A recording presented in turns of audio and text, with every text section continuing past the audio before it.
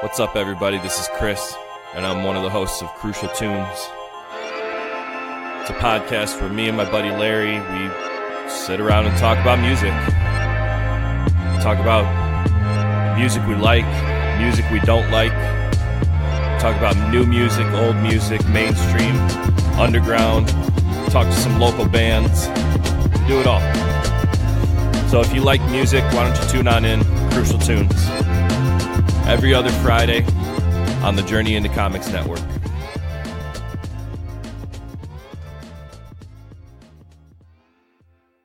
The following Journey into Comics. Journey into Comics. Journey into Comics. Journey into Comics. Journey into Comics. Journey into Comics. Network. Production. We're gonna fuck the sodomites in the... We're doing it live! Warning, Podcastrophe imminent.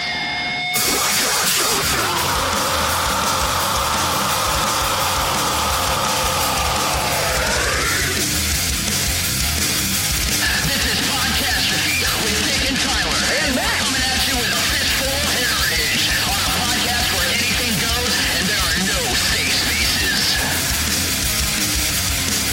This is Podcastrophe. What's up, everybody? This is episode 75. I'm your host, Dick. And he's our co-host, Matt. Hi. And That's Tyler now. that's Tyler. He shaved his face and now he grew his hair out a little bit. No, that's Miranda, my lovely, lovely, lovely wife. The Phantom. Yeah. You're the Phantom of the Opera? So, I am the Phantom. You're Do you Gerard know why Butler? do you know why I'm the Phantom? Because she sat in on so No. many podcasts originally and she Like- just sat there and didn't say anything. She'd just be there. I got the Phantom when was it when you had that network party? Yeah. And you just sat there and I didn't know. say anything. When was the network party? It It was- was like maybe a month or month and a half into us dating. Yeah. So I'm still shy with him, like opening up. And then I go to this house full of people that I don't even know. We go out to eat, and they want to do their foodies, watching movies. Wait, was that the podcast? Yeah, that was when we went to Christo's. Yeah. Foodies with duties. So we all sat around. put Write that lights, down, Nate. And we were going around and introducing ourselves, and they're like, "Do you want to introduce yourself?" And I was like, so Nate's like, "Oh, the Phantoms." That's how I got the Phantom name. Yep. The That's... first supper, Nate said. Yep. That was such a fun day. I can't wait to do it all again. We're hopefully, unbeknownst to a lot of people, probably going to have another network day, this time hosted by me. I was like, we can host it here. It's been planned for a minute. Now that we have a house. Yep. That's exactly why I started planning it. Ugh. I got the house and I planned things. Yes. That's So what were you starting to say about the stupid bowl, man? We had a great segue. And then the super Blaine board.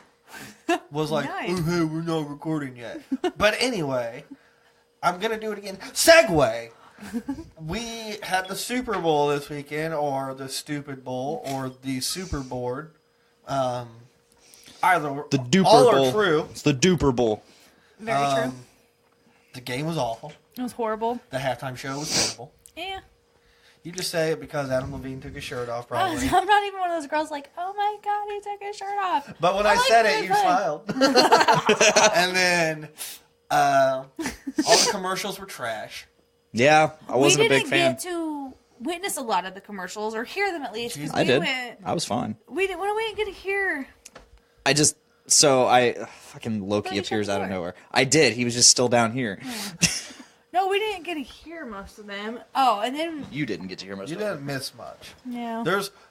I would say there's like 2 or 3 good commercials, and then none of them were really funny. Like, honestly, probably the best commercial was the Microsoft commercial with the kids with disabilities that play video games. Oh yeah. That one I was saw pretty that. good. We But missed. yeah. We missed a little bit of the halftime show because we were trying. I thought we got the channel, and we don't because we don't have cable. We just have internet.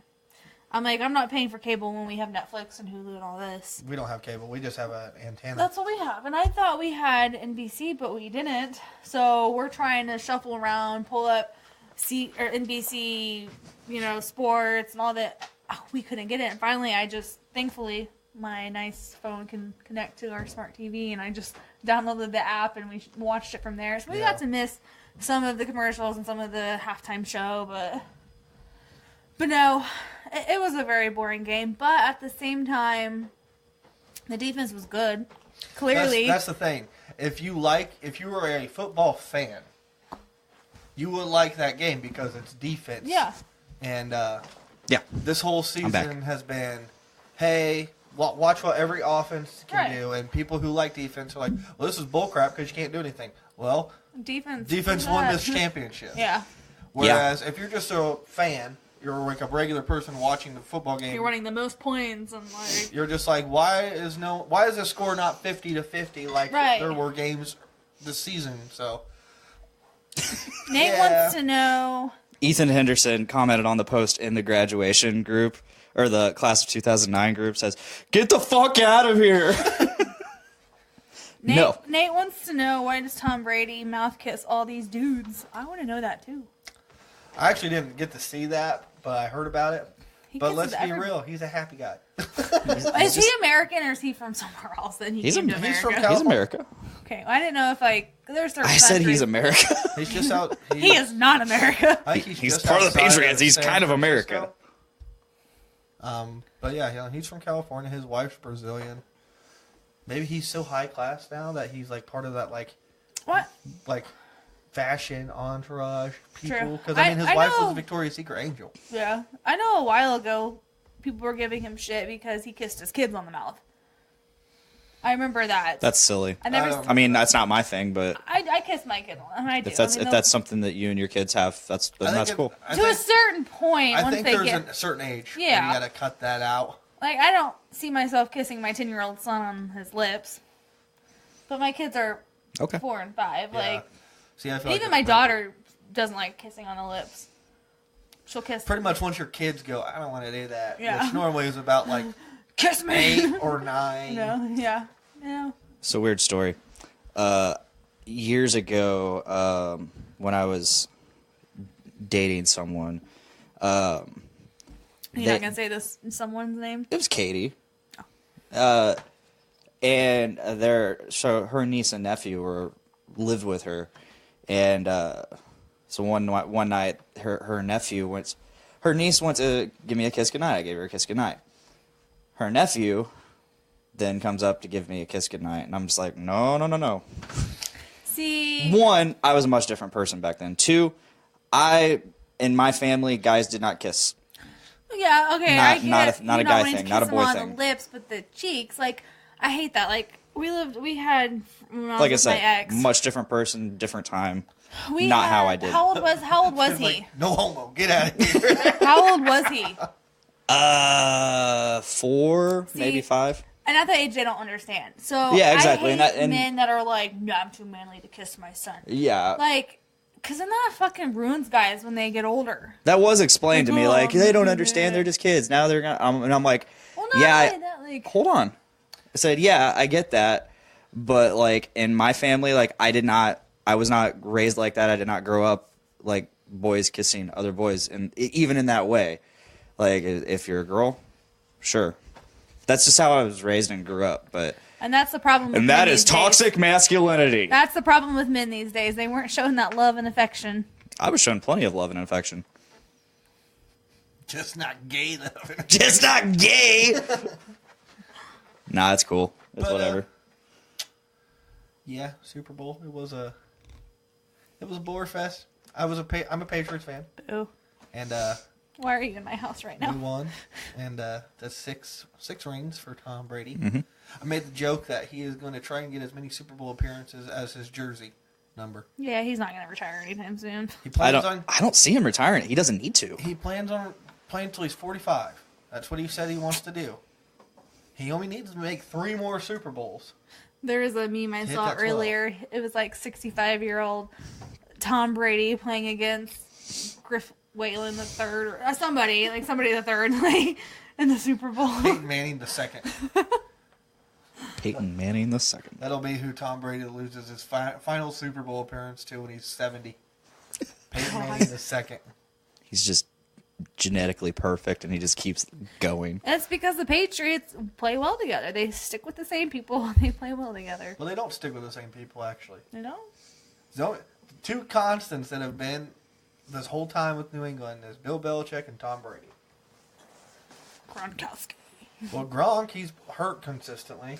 True. He's probably actually going to retire at the end of this I don't know. year. I don't follow the Patriots to know whether. I just assumed that they always have. I always hear the same name, so they just stick with the same people. No, they rotate people in and out like crazy. They actually just signed 11 new players today. Jesus. I remember that year that they signed Reggie Wayne. They did. I remember that, and then he retired. Yeah. Yeah. Yep. F&A. Cotton. What was the Buffalo Bills record this year? I need to know. Not good. Well, I know Look that. it I knew up. that. No. I want to say they I want won Matt to 5 answer. games. I think it was 5-11. Okay. Hold on. That's my guess. Okay. I don't really pay attention. I know they had a rookie quarterback for a lot of it. Well, we got the R&D department on it right now, so They did wallop Minnesota yeah. early in the season. I watched that game because I was like, what the hell is going on to Minnesota here? I think our live feeds. I want to say they were 5-11. I think the Jets were like 6-10. Oh, I'm one off. 6-10. I think the Jets were like 3 and like 4-12. one off. And then the Dolphins, I think, were like 9-7. Yeah, 7. Yeah, 7. Yeah, 9-7. Yeah, got it. New England had a Look bad at the year. And Colts, they were 10-6. Hey, they started 1-5. I know, Yeah. but then they got their players protecting. I actually wanted to see What? them in the Super Bowl. Well, I heard a really funny statistic. So all 4 of the Colts Super Bowl appearances in their franchise's history have taken place in Florida. Next year's Super Bowl is in Miami. Ooh, we're going. Oh shit! So we'll see. Hopefully, it's the Falcons versus Colts. Here's my thing with the Colts next year making the Super Bowl. You're going to have to go through New England still, and you're going to have to go through the Chiefs. Good luck with that. I think we can do it. If we start the season off like we ended it, I think we could do it. I think with another year under Darius Leonard's belt, I think he'll be a stud. If you guys can get a solid running back, which a rumor is you're going to try and get Le'Veon Bell. And then Andrew Luck, I think he's got a year under his belt of being healthy and not getting the shit beat out of him Right, for once because in his NFL they're finally career. learning how to. They drafted a bunch of offensive line Yeah. guys. So I think, If we can get more TYs. then well, we're- T.Y.'s got to get healthy, and I think you got to get one more receiver. Yeah. But I think that they can make some noise in the playoffs. They can't start 1-5. They're going to have to. Yeah. I think they're going to have to get a home field advantage in the playoffs. Yeah. When the start of the games, I would have never thought that they made it to the playoffs as far as But- they did. How are the Falcons going to do next year? Horrible. Dude, the Falcons just had injury bug, man, this year. Like, they still have Matt Ryan, who, in my opinion, is one of the top 5 quarterbacks in the NFL. They have Julio Jones still, who's one of the top 3 receivers in the NFL. You can easily say top 2. And then their defense has been pretty good. It's just they got so many injuries last year that most of the people that were playing were like second or third string guys that shouldn't be starting in an NFL game. So, because the Falcons were actually my pick to win their division last year, but the Saints just kind of ran away with it. Our college man played with Drew Brees at Purdue. He was telling us that. Fun fact. When he came here to set up the paperwork. When he came here to Colganize us. We were talking about football, and he's like, Saints fan. He's like, I played with Drew Brees. Nice. Well, Felipe one night when me and him were roommates, he went to the Cactus, and he came back the next morning, and then he was like, and I was like, dude, did you hear Drew Brees was at the Cactus? He's like, dude, I think I saw him. I was just so drunk I didn't recognize who it was. There was just this massive crowd of people around him. And I didn't go over there to say hi. And I was like, you're a fucking idiot, Felipe. I think my favorite part of the Super Bowl was Tony Romo announcing, I finally made it to the Super Bowl. And his, cheesy ass, I'm so excited. We were at Scott's house watching it. And Scott goes, it was the closest Tony's ever been to the Super Bowl. And then the memes happen. Yeah. It's like, Oh yeah. I mean, Yeah. you know they're gonna happen. Like, Oh, yeah. I love how the Shaggy meme immediately died as soon as the Super Bowl hit. Well, the big controversy, kind of switching off the meme there, but the big controversy was at the halftime show, they did a mini tribute to Sweet Victory, Yeah. SpongeBob, and it turned into Sicko Mode by Travis Scott. And, like, everybody was super pissed off about it. I was not happy that he came out. And to be matched with Maroon 5, I don't know. I was not. Well, a they've fan of had that. a couple songs Who together, is it? Some rapper. It's, Oh, that guy. That guy He sucked. came out of the... It's They all suck. one of the What are you talking about? Kardashians. Isn't one of the Kardashians' boyfriends? I think so. Yeah, he sucked. Baby daddy. I enjoyed Maroon 5's performance. I love Maroon despite 5. it being rather lackluster. It was very lackluster. I But liked their songs, though. I'll say that. I will say this. This was a very, it was a very low-key Super Bowl performance, halftime show.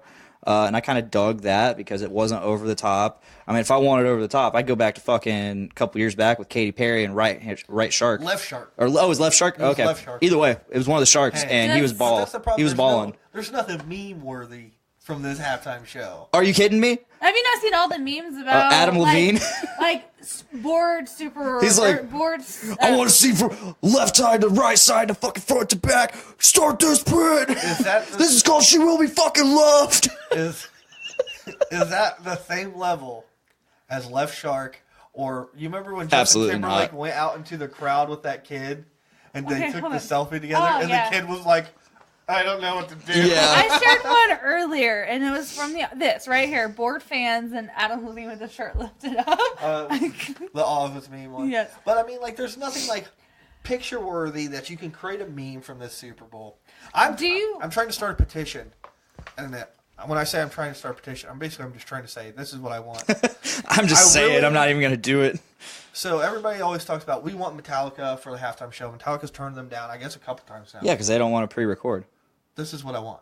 I want the Foo Fighters. Oh yes, I would love that. And that'd be hilarious because Dave Grohl is experienced with pre-recorded shows as they did on MTV Well, with the that thing- famous performance of "Smells Like Wait, Teen the Spirit." halftime show is pre-recorded. Yes, all the instrumentation is. I think the vocals are live. I think the vocals are live. Really? Yeah. But my thing is, If you notice, they don't have any wires or anything connected to their guitars You and can't have instruments. wireless guitars. But there's still stuff attached to them, I don't know. Pay attention to that. and wireless systems can be buggy. I just say, like, give me the Foo Fighters because A, they're a big enough band to where people are going to recognize them. Oh, yeah. They have enough hits. They're relevant still Mm-hmm. to this day. And they could put on a cool enough show that's going to give me a rock vibe instead of these stupid pop anthems that we've had for the past 5+ years. Basically, since they decided, all right, we can finally play pop music again because Janet Jackson's nipple is blown over. Like, Give me NSYNC and Aerosmith again. that or give me Backstreet Boys next year. Yeah, I'm down for that.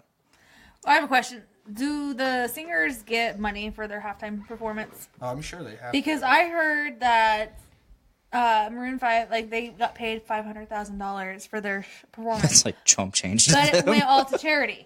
But I had That's a cool. patient yesterday that said, she's an old lady, so who fucking knows if she really knows the truth. But she's like, I hope oh she's no, watching and she knows you're talking shit. they don't. She's not watching. That bitch. They don't. I get posted this in a lot of paid. groups. You don't know. They don't get paid. I doubt she's watching. That they don't get paid, Like and dead right now. you know, performing the halftime show is like they're paying them, like because they're getting their name out there. So I didn't know if They don't if they need get to paid. have their name I out know, there, though. That's but the I thing. don't know No. if they get paid or not because I saw a thing where Maroon 5 did this for free because they donated all of their stuff to charity. I think So- they get paid because, like I said, like the people they get to perform the halftime shows, they don't need to get their name out there. They're always like Yes. the biggest names Well, that you can find. not only the old lady that was telling me this because she hates the Patriots, she was pissed about that, but she was telling me that she would rather watch Cardi B perform over Maroon 5. Oh, wow. I'm like, and well, the funny thing is, she said that, and then so in my center we have TVs at each of the dialysis stands, and there was a Tiger and Cardi B, and she goes, "Oh, who are they?" And I was like, "That's Cardi B." So you even know who you're saying you'd rather perform. It was funny. Is it Tiger or Tyga? Tyga. Tiger. Tiger. You're so white. Tiger. Yes, I am Caucasian. But very observant. Yeah, give me the Foo Fighters next year. Yeah, I'm down for Foo Fighters. Or I'll Fighters. take Bruno Mars again. Bruno Mars' halftime show was amazing. That's a good show. Like, he can sing, he can dance. Yeah. He's got a good, number of hits that people enjoy. Yeah. And I'm still convinced he's Michael Jackson's son. So why wouldn't I want to see I'm not convinced, but like I firmly I stand firm with the belief that he is this generation's Michael Jackson. He doesn't have the upbringing that Michael Jackson had. He's not as big as what Michael Jackson was. No, exactly. And no one ever fucking will be. No. But Justin Bieber's the closest thing. Yeah. Honestly. Upbringing and everything. I had a big crush on Michael Jackson growing up. The Smooth Criminal videos. Dude, he was popping in that white suit. Oh my God, yes. But Thank you. No, I will till the day I die say Bruno Mars was Michael Jackson or Prince's illegitimate son. Both. Maybe he's both. That's solid. Solid theory. I dig it. I put it out there right now. I dig it. Give me a DNA test. Uh, Put him on an episode of Maury. All they had to do, love since MJ does have kids, DNA test them with Bruno. Like I said, I'm sure they have his... Put him on fucking Maury, man. Just put him on Maury with a hologram of Michael. That way, when they're like, Michael, you are the father. the like hologram can fall over in the chair, just like ah. Oh my God. Crotch grab it. Oh no! Matt, I remember in high school you sat and learned the Thriller dance. Yep. Like legit learned it. Took me 6 hours. I have danced that plenty of times. I remember when when Michael Jackson died, we had a huge party and we were out on the backyard just blaring Michael Jackson all night. We were all doing the dances, and I remember doing the Thriller dance. But 13 going on 30, they do the Thriller dance. It's wrong though. Is it? Mm-hmm. I watched that music video for like 6 hours straight, learning it. What's wrong about it? What do they do? They do everything in the incorrect order. Yeah, totally. Obviously. Not to steal your thunder. Duh. No, I do love that movie though. Jennifer Garner. I just know this. I just know this whole thing so I don't know it step by step. Oh, he knows it. I used to I know. might not. Still, it's been a while, but I can play it right now if you want to go. No, No, my is just this where they go back with the claws. I'm too fat to probably do most of it now too. But age. good It old happens. 13 going on 30. I love that movie. Like I said, I have a huge crush on That's Jennifer like the Garner. second time we've talked about this movie. Well, yesterday because It's got the Hulk in it.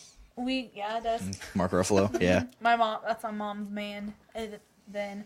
Because I'll be 30 this year and he keeps making fun of me. And we went and test drove some new Subarus yesterday and the guy that went with us is younger than us and was talking about age and I said something about, because he said something about 30 being old. I was like, I'm the one that's about to be 30. Like, don't be knocking that. And I was like, 13 going on 30. Have you not seen that? So it's just funny. 2 days in a row. I can't wait to be 30. It's going to be fun. I want to get, I basically want to get 40. That's where I want to get. No. Men age like fine wine. I heard 40's bad. I'm no George Clooney. Ever since Cassius hit me with a shovel. I'm no George Clooney. But I think when I get older, because like I said, I'm hoping to lose weight. Me too. But everybody says that. I know. But if I do, my goal is to be a Dilf. Yeah. I want to be a Dilf pickle. Yeah. Yeah. So if I feel like when I get 40, I'm gonna be looking good for a dad.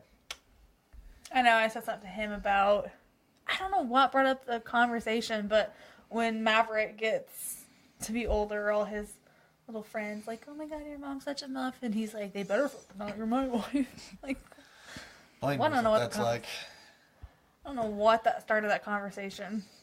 I totally that's possible episode title, Dilf Pickle. Dilf pickle.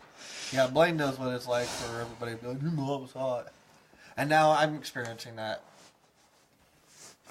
Wait, was your mom the mom that Ryan was Yes. like, oh, okay, yeah. Yes. At the wedding? And Ethan. Was Ethan at the wedding? Yeah. Was he? He didn't sit with us, did he? I've never found your mom that attractive. I never found your mom that attractive. Look at that. Black Rose actors. for life. Black actors. You gotta stick together, man.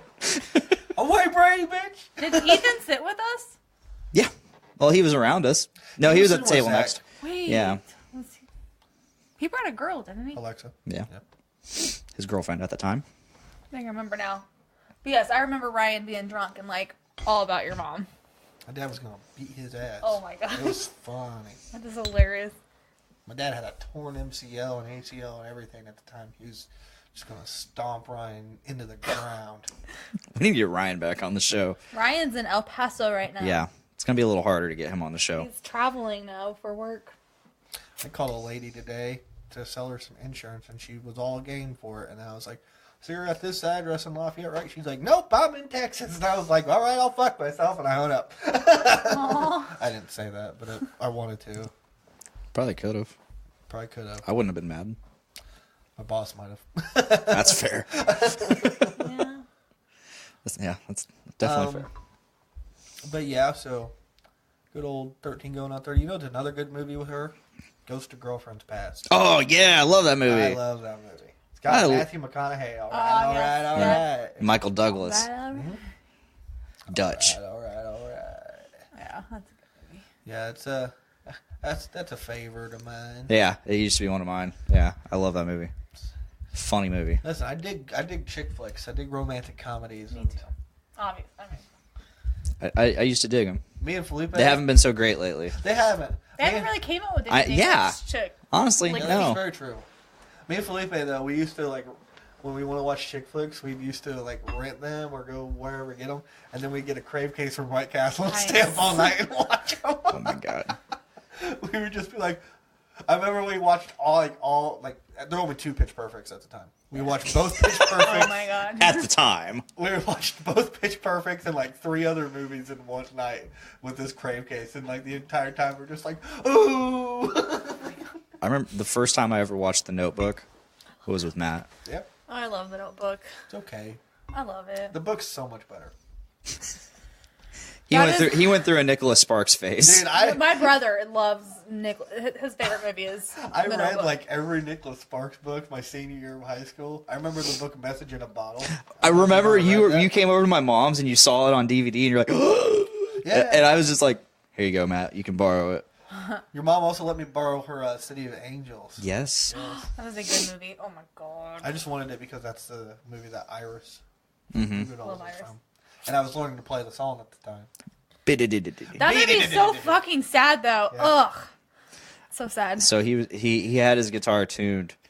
It's this weirdest fucking tuning. That's just for how that guitar. tab was. I don't think that's the actual tuning. Every other one says it's tuned like that. Really? Every Well, so one I it can was find. the tuning typically from lowest to highest is E A D G B E. That's standard tuning. This had B D D D D D D. The rest were just D. And it when he was playing it, it sounded right, but it got out of tune. So he went to tune it and snap. Yep, snap my chords. I was like, no. No more Iris for me. Yeah, but I love that. yeah, I went through a Nicholas Sparks phase. I remember in high school I was reading the Message in a Bottle book, and the movie has got Jenny from Forrest Gump and Kevin Costner. Johnny. It's not a great movie, but I remember the book. Like, I'm out in the hallway reading it last period, and I'm like trying not to bawl my eyes out, and people are like, "Are you okay?" I'm like, "Leave me alone." No, you know what book made No, me? you're crying. I'm struggling here. No, in high school we had to read Of Mice and Men. In Oh, that yeah. book. Yeah, we had to read that one. There was another Lenny's one. my boy. Yep. There was another book. I don't know if you guys had to read it, but we had to read it. It was about. Oh God, I wish I remember what it was called. Something Child about. called it. No, there was That's a a sad one. mouse, and they were doing experiments on the mouse, and the guy took the mouse home. Oh my God, I don't know. I don't remember it. I feel like I know what you're talking about. I'm like, Flowers for Algernon. maybe. I believe Did they do experiments on mice and I believe so. Yeah, that sounds like Flowers for Algernon. flowers? But yeah, Mice and Men, I remember reading that one. We had to read. I remember my sophomore year. We had to read A Walk to Remember. Oh, We didn't. God. I movie, had Mrs. Shoemaker, I think was her name. I never had her. Can't remember. That movie, oh my God, it's so... I love Mandy Moore. God, Mandy Moore. Oh. That movie is just... Tangled. Yeah.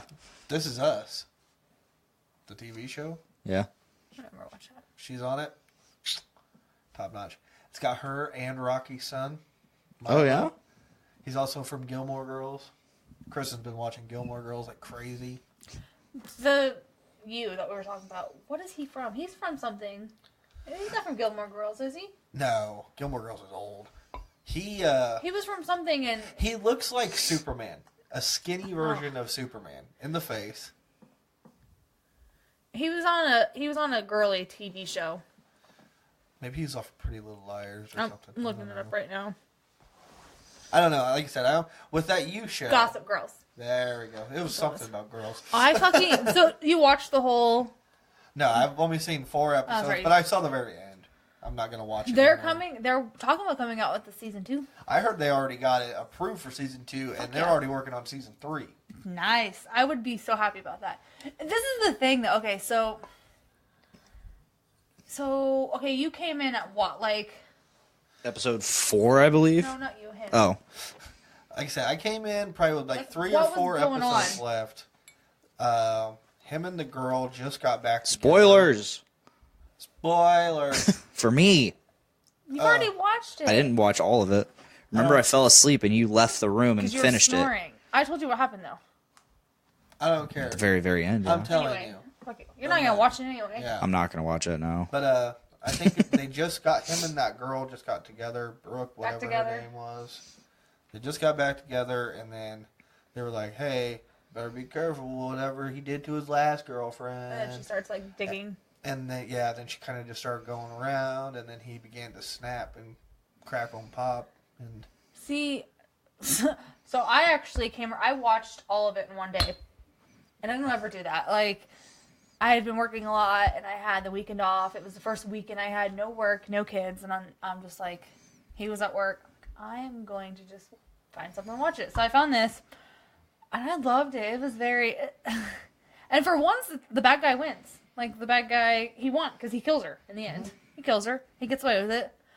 And he played such a good bad guy, and it was very, like, it made me to the point where, like, bitch, you have this good guy, like, respect him. Like, I mean, he did that good at... he's a bad guy that you root for. Yes, And then he is. He really is. But then if you sit and think about it, you're like, he's a terrible human being. He is a terrible Yeah. human being. But his intentions were good. He wanted to be a good guy. And he was a perfect boy. He wanted to give her the world. She just wouldn't let him give it to him. Or give it to her. I don't know. I loved it. I I absolutely don't see it that way. I see it. He was a psychopath He was. who was extremely possessive. Yeah. It's 50 But Shades of Grey. she also gave him reasons to be possessive. She cheated on him with her therapist. I trust me. I understand. And he that. was used to being cheated on. So he had his reasonings to But be... he had severe psychological issues before. Oh, yeah. His first Way before girlfriend that. even cheated on him. No, because she gave him reasons, though. But He caught her cheating on him. He caught her fucking a dude in a car. The guy that raised him used to literally beat the shit out That of him and he lock did. him in the He room. did wrong. So he was a damaged psychological individual. But- damaged psychologically already, and then You didn't get to see him take care of that little boy, though, outside of his apartment, though, right? I saw a little bit of that. So there was a little boy that lived outside of his apartment. His mom was Used to a come into the crack bookstore all whore, the time. Yeah. and she was dating an abusive dude, alcoholic.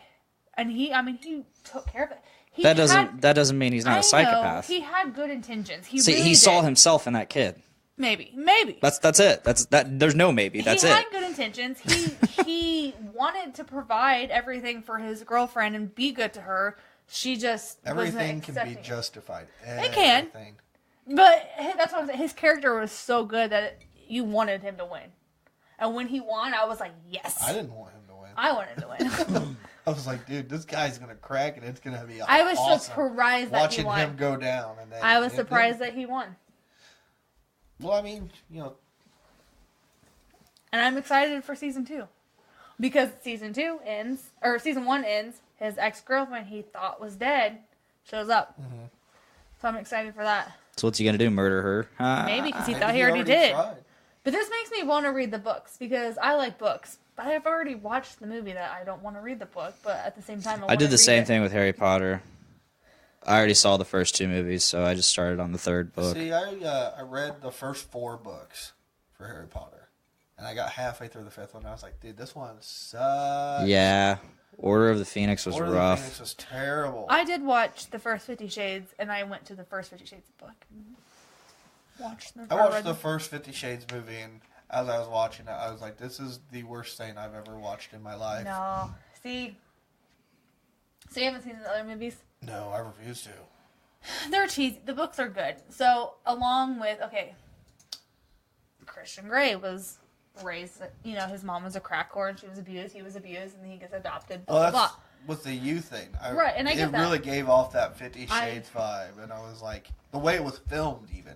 Really? Like the color of it and kind of the demeanor the characters gave off, I was like, this is 50 Shades. See, This is what it is. and I absolutely love Christian Grey's character because he's he wasn't psychopathic. Like, he didn't want to harm his girlfriend. Yeah, he was sexually, yes. No, he was just abusive. He was emotionally and psychologically abusive.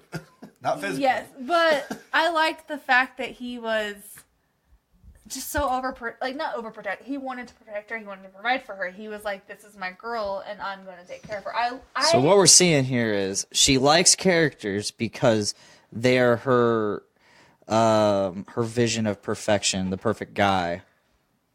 What we're saying I like characters because my ex-husband didn't take care of me. He didn't care if I was... And now we know why. He didn't care how guys talked to me. He didn't care how guys treated me. And I like guys who are gentlemen. I'm like, this is my woman. I'm going to show it, and I'm proud of her. But is that really gentleman, though? It is if you're not controlling her. But he was. He was and he wasn't. He was still allowing her to go do things. Like, with his permission. Allowing. Yeah. Like with Christian Grey, it was... You have to watch the other You have to have movie. my permission to do this stuff. Right. And some things. And she was like, fuck you, I'll do it on my own. And he learned to live through that. Yes, he grew up and really fucked up, whatever. You just have to watch it. Like I said, I haven't seen the last 2 movies. I don't ever They're good. intend to. They're decent. I don't trust you. They're not my favorite movies. They're not... Okay, now you can trust that. Because I said they're not my favorite. That is true. Okay, I didn't say, oh my god, they're so good, Matt. I'm gonna say that. So- I'm not watching. Best movies ever. So going on from the way he is, I also like that he's very dominant. I like that, like, not like I'm telling you what to do, but In control. in control, but not in a controlling way. if that Talking to your makes mic. sense. I'm talking into my mic. Yeah, but it was over here for like half of it. Okay, but Like right now. I was showing you. But no, I like that he was very the dominance. I like that. I remember watching the first 50 Shades movie, and I was just like, all right, so I know the backstory of this was basically just fan fiction for Twilight. That's what the author admitted it. Oh, really? Yeah, it's fan fiction for Twilight. That's what she wanted. You just don't have the vampires and the werewolves this time. It's Same color palette, too. Yeah. In the movie. I mean, they're both in Washington. Are Yeah. you Team Edward or Team Jacob? Jacob from the movies. I didn't read the books. Jacob, Why Jacob from the movies? Because he's hotter. Period. See- Point blank. Done. Okay, well, let me tell you this. Not to interrupt you, I'm Team Edward because The books. the books Because and the movie. my wife is Team Edward because of the books. Because if you've watched and you've read, Jacob is this horny teenage boy. He wanted Bella because he's a horny teenage boy. Edward grew up from the time where he was a gentleman. He isn't controlling. Are you seeing the pattern here? Edward was the gentleman. He wanted to take care of Bella. He wanted what was best for her. Every person that I've heard is like Team Edward from those movies or books. They're like, he just all he wanted to do was protect her. And I'm so hearing you talk about But do you who's see- the guy who's the guy's like, oh, he just wanted to do what's best for her. Exactly, protect her. Team- And then okay, 50 Shades Edward- protect her. Then Edward protect her. I And it's am just a like, big why don't you like advocate- Tony Jaa? He's the protector. I like men Oh, who fuck. I like. What's up, Felipe? I like men who are like, this is my woman, and I want to take care of her. I want to provide for her. I like that. And the same characteristics in Edward are in Gray and in the guy from You. I really think it's because they're all derived from the same thing. I don't know, because Edward didn't have a horrible background growing up. He only, was killed and then damned for all eternity. Yeah, I would love to be a fucking vampire. No, Okay? you wouldn't. he was forced to live through all of his love's deaths because he No. can't I really die. don't think anybody would like to actually be a vampire. I totally would love to be a vampire. I grew up, I love vampires. Matt, you are magnificent man meat, Thank you. according to Felipe. Oh, thanks, buddy. Appreciate it. You I concur. bastard, you. Speaking of Team Edward, Oh, yeah? Go ahead. there's a rumor going around. Oh, yeah. A very Against big this. rumor. Segue. Do you want to wait until he finishes what he was saying about... No, Is- I don't have anything special. Okay. I was gonna say, is it that important? No. No? Okay. So there's a big rumor floating around. And it got told to me today by Mr. Brandon Stone. He's like, so have you heard about the new Batman casting? Okay, but, well, not even that. Let's lay out the groundwork. So, Matt Reeves is the director for the new Batman I movie? think. I don't know. He gave an interview, I think it was to IGN recently, stating that, Batfleck will not be replaced. Yeah. The new, kind of giving some background of what I the heard it was Batman's going to be. because he was an alcoholic. He's always been in that. His insurance is just too high. But Batfleck will Essentially. be no more, and they're going to recast Batman. He is saying goodbye to the role, period. From what the interview said. And DC is going to focus more on like single movies. And they're not doing a DCEU anymore. No, they're not focusing on building a universe. It's not. Not like Justice League. No, they're From what just. I heard, they're focusing on basically the multi-universe. They keep DC doing movies universe. like That's cool. Aquaman, and they're... Well, they're not. Well, Well, they are, but if they can keep creating stuff like Aquaman, which we all think Shazam's going to be good. yeah. Wonder Woman was great, and I think Wonder Woman 2 is going to be just as good. Mm-hmm. If they just keep building off of that, if they can keep Henry Cavill as Superman, then I think they can continue with Justice League. Just it'll be hard, but we'll see. But anyway, so yeah, Matt Reeves gave that groundwork, and then apparently there's a new rumored cast was? for. So Brandon told me this. He I saw this the other day, by the way. He starts with this. He goes, so there's a new rumored casting for Batman. I'm like, oh. He goes, now keep in mind, nearly every time there's a new casting for Batman, everybody flips their shit and goes, oh, he's gonna fucking suck, and they typically prove us wrong. I remember. Do you remember when Ben Affleck was announced? Oh yeah, no, I was. And we're one like, of the- no, Daredevil. Boo. I was one of the few people that was actually like, I think he'll do great. As soon as I was like, I don't know. And I actually, as a kid, liked Daredevil. As a kid, keywords. But as soon as I saw that first image as Batman, I was all on board. I wasn't even once they announced it. The I was sad like, man. Batman. The sad I man. think he'll be all right. And then Sad flick, bat flick. I heard an interview with Matt Damon, and they asked Matt Damon about it. He's like, "I don't think it's that hard to play Batman," and I was like, "He's right." So, I was But like, can you do both roles? Because it's 2 roles. Well, either way, Ben Affleck was great. I thought he was going to be great anyway because he's an Oscar winner. Mm-hmm. Yeah. At this So, point. Whatever. But the person you told me today, literally, no. That's all I can say is no. Robert Pattinson. Yes. And I'm going to agree, too. No. I don't know. God, no! Please, no! Honestly, I don't want to see it. Nobody. I'm gonna wait until if it is true. I'm gonna wait until I do see it. I'm gonna give it a That's a chance. surprise that you say that about I'm gonna give it a chance, but because I think so. I've seen him in a total of 3 roles. Well, they're focusing on it. And they're all the same. I like him. It's not all the same. 'He's- 2 of them are the He's same. a dull actor. It's very dull. He was Cedric Diggory in Harry Potter and the Goblet and of he fucking Fire. died. Yeah, but he was way different than Edward That Cullen. was when he was younger. Before I know, fucking- like, and he's completely And then unimportant. after Think he was Twilight, different. it's the same thing. I really don't even He think he was different. he was barely in the movie. It's whatever. He wasn't. Well, I mean, in Goblet of Fire, he still when he like was on the, his voice was the same as when he was Edward. But no, I love him. But no, I don't think he'll be good. I don't think he's Batman. He is okay. So he might have that charming effect that Batman or Bruce Willis has, but he doesn't have that. Bruce Willis? Yo, Bruce Wayne. Willie. I said Bruce Willis. Yeah, you said Wayne. you said Shut Bruce up. Willis. I did. Anyway, he'll have that charm, but he won't have that badass that it takes to be Batman.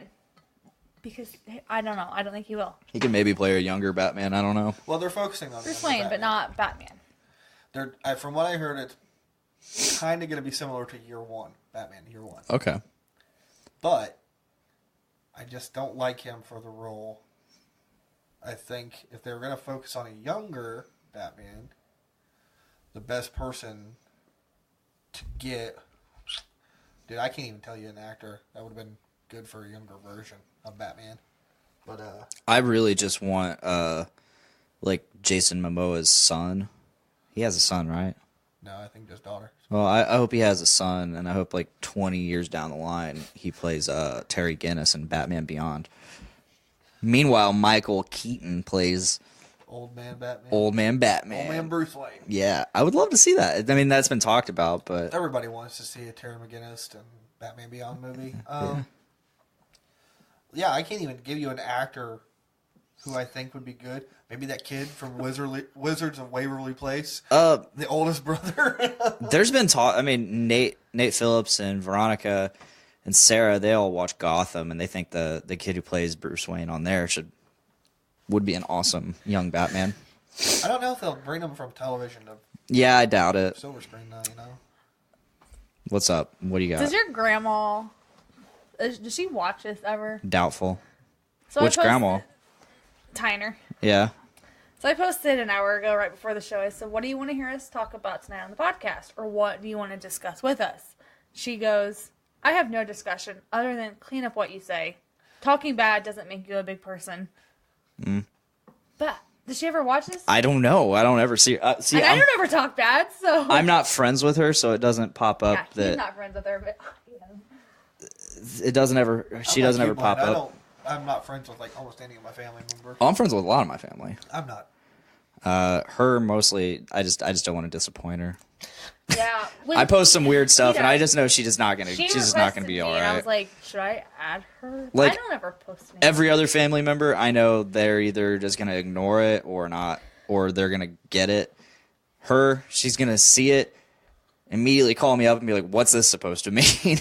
and should be like offended and disappointed in me and like Grandma, stop. like completely remove me from the family. It's like, nah, I'm good. She like- wants to disown him because he has tattoos. Go.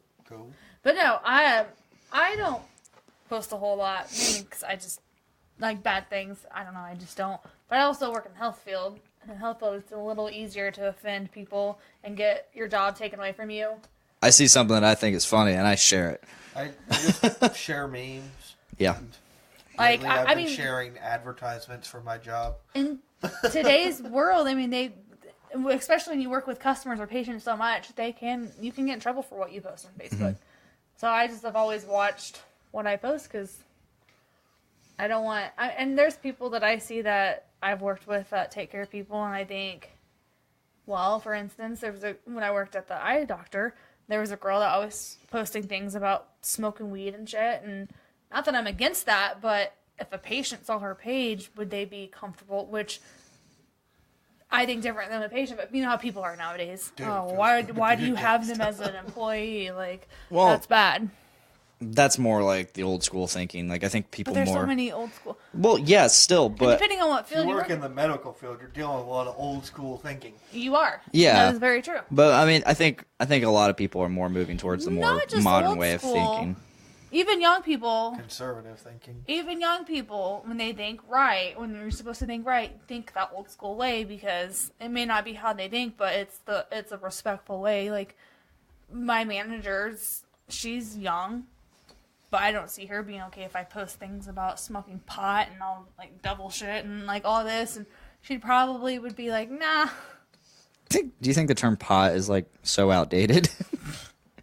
I feel it's so weird to hear it now. Now that I've been more engulfed, I do hear weed more. Not that I smoke or anything. I'm gonna go, Miranda. But like I just don't ever hear pot anymore. I don't hear I don't even hear anything for it. I just hear, hey, you want to smoke? Yeah, you get that 3-4.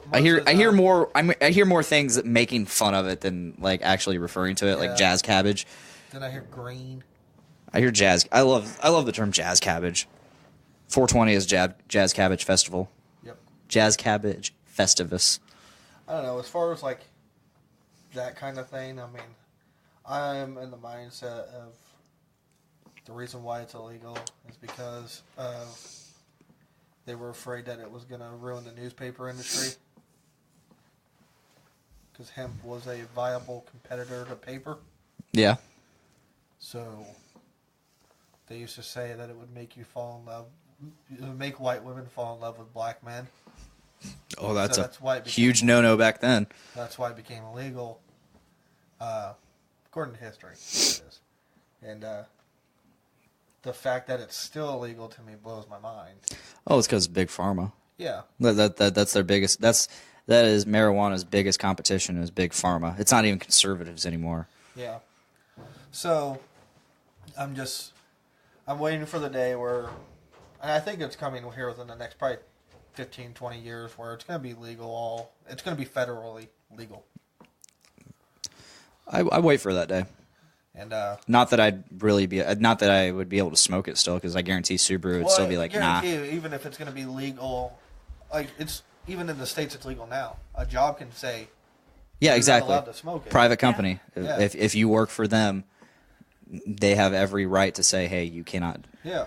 Well, I mean, I had to put pants on because I'm pretty sure when I got up, my underwear was nice. showing. I could just feel it. nah. So sorry, live stream, if you saw my underwear. Pretty sure. But yeah, we're going, I think, towards that. But the fact that it's illegal to me, like, have you heard about the new stuff that's being sold in Lafayette? Nope. So my mom, there's some CBD oil places around town. Mm-hmm. There's a place on Earl that sells stuff, and they even had an interview on Channel 18, I think it was, about it. It looks like marijuana. It smells like marijuana, but it's not marijuana. But it's natural. And what were they saying, or what was she saying about it? Like it only has like 0.03 like THC or something. And it's legal anyway, but it's supposed they have 3 different kinds. One's for anxiety, one's for sleep, and one's for pain. But they're selling it, and I mean, apparently it's supposed to be like marijuana, but it's not. But it's natural. It's not like the spice shit that will get you high, but that's not natural. Making everybody fucking freak out. Yeah. Yeah. I mean, it's legal. It's legal, but I just make it legal. People want to do it. Let them do it. It's natural. I think that with every drug. It's natural, and it. Even with like heroin. If you want to do it, do it. It's not my life. You're ruining it. Yeah. See, that's where you're wrong. Depending on who it is, because my brother, I have an older brother who's a drug addict, and he has been into some hard shit. And he does. I mean, when you're that hard into drugs, it can ruin the people you're involved with, their life. Just because, I mean, I remember being a little kid and him coming home high as fuck, talking to his shoe like it was a telephone. Just that, or like just disappointing. Like, oh, I'll be clean, and then you fight and try to defend him and push all these people like fuck drug abusers, kill him. Like, no, he's a person, it's a disease, blah blah blah. And then they just turn around and just like disappoint you. So I mean, it does in a way affect. I understand that, but I'm one of those. Emotionally, I'm pretty cold in that sense where, you know, I have family members that do that shit, and I just go, all right, fuck them. I don't care. See, and that's where I've kind of learned from him, because there are so many times I can put myself out there and you disappoint me and make me look like an idiot. And now, because I used to be like, when people would say, fuck drug abusers, it's it's not a disease. Fuck that. Like I would get pissed and hurt, upset. Like, no, it is a disease. You guys don't understand. And he's just proven to me so many times that they were right. Like, you know what it's like to be clean. You spent the last 2 years in prison. You chose to get high again. Mm-hmm. You could have stayed clean, but you wanted to get high. So you're right there proving to me that it's not a disease and you just want that. And now I'm just like, I don't even know when the last time I talked to him was, because... Yeah, for me... So now I'm like, I'm like, fuck that. When I look at, like, things like that, I'm not one of those people that are, like, pretty sympathetic for people that are like, oh, no, it's a disease. Addiction is a disease. No, it's not. No. That's my opinion. It's not. You do it by choice. Now... I see that. I do think. Hold on. It can be hard to I do let think go of something. Certain people, like different people's brains are wired differently, and some people's brains are wired to want things more. But here's the thing. I think they use them. Here's my thing with addiction. It's a coping mechanism. Yeah, it is. That's all exactly. it is. That's what it is. You can choose to do something else. Yes. But you fall into this pattern that you're not really like. It's comfortable. That's why you choose to do it. And it's easy. I completely agree with that. Like alcohol, like these people that's like, I dated a girl, you know this girl, whose dad was constantly drunk. I'm not going to say any names. Hopefully my mom. Trying to think who it would be. He ended up passing away because his liver gave out. Yeah. And when I would talk to him, like this is a guy that would wake up at 3 o'clock in the morning, start drinking, and drink until he passed out at like 9 o'clock, 10 o'clock at night. Yeah. And he would say, well, I do it because it just helps the pain. Like, no, buddy. I agree with that. I agree that it's a coping mechanism because that's what my brother would use it for. Is he would use that like he doesn't want to be an adult. He doesn't want to go to work. He doesn't want to have to provide for himself. He doesn't want to be an adult. And he would fall and say that was his excuse. Like, oh, I just can't handle it. Like, no, that's the easy way out. Mm-hmm. I don't think it is a disease. You may be mentally ill and that leads to drug addiction, but drug addiction itself is not a mental disease. It's people trying, like I said, it's a coping mechanism for them to deal with hardships that they don't feel like they can face up front. Yeah. So they try to get into a different state of mind to where it doesn't seem as hard. I completely agree with that. That's like the perfect way to put it. Sounds about right. It is. Because I'll be honest, like, life's hard. I know it's hard. It is. I struggle. Do I want to fucking work every damn day of my life? No. But I don't turn to drugs. Yeah. But, like, going back to what we were talking about, like, I've smoked weed before. Me too. I have epilepsy, and people were telling me to try it. Mm-hmm. Well, whenever I would try it, I would start twitching even more than what I did. And when I would talk to my neurologist about it, they're like, oh, yeah, well, here's the thing. Don't use recreational marijuana because that's actually a convulsant, and it can cause seizures. Huh. So for the people who are like, oh, yeah, just smoke weed. It doesn't work like that, people. Trust me. I don't know. So why do you think that drug addiction's a disease? I didn't say that. Oh, I thought you said No, I didn't. I said certain, like, all of our brains are wired differently, and we accept different substances differently. However, like, at the same time, like, everyone has some sort of addiction. Yeah. Like, we all have something that gets us going, and, and we keep going back to it and keep going back to it. It's hard to let it go. Mm-hmm. And it doesn't have to be a substance. It can be an activity. It can be a person. It can be pop.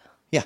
It can be anything. Because my dad tried to explain that to my younger brother one time, because my mom smoked cigarettes. And my younger brother, when he was younger, threw a fit about that. And my dad's like, quit drinking pop.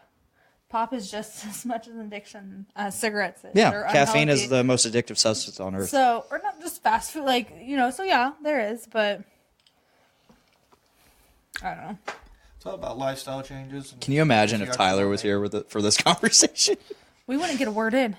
No, we wouldn't. And it'd be a lot of yelling. Hang the drug abusers. Like I said, it's just...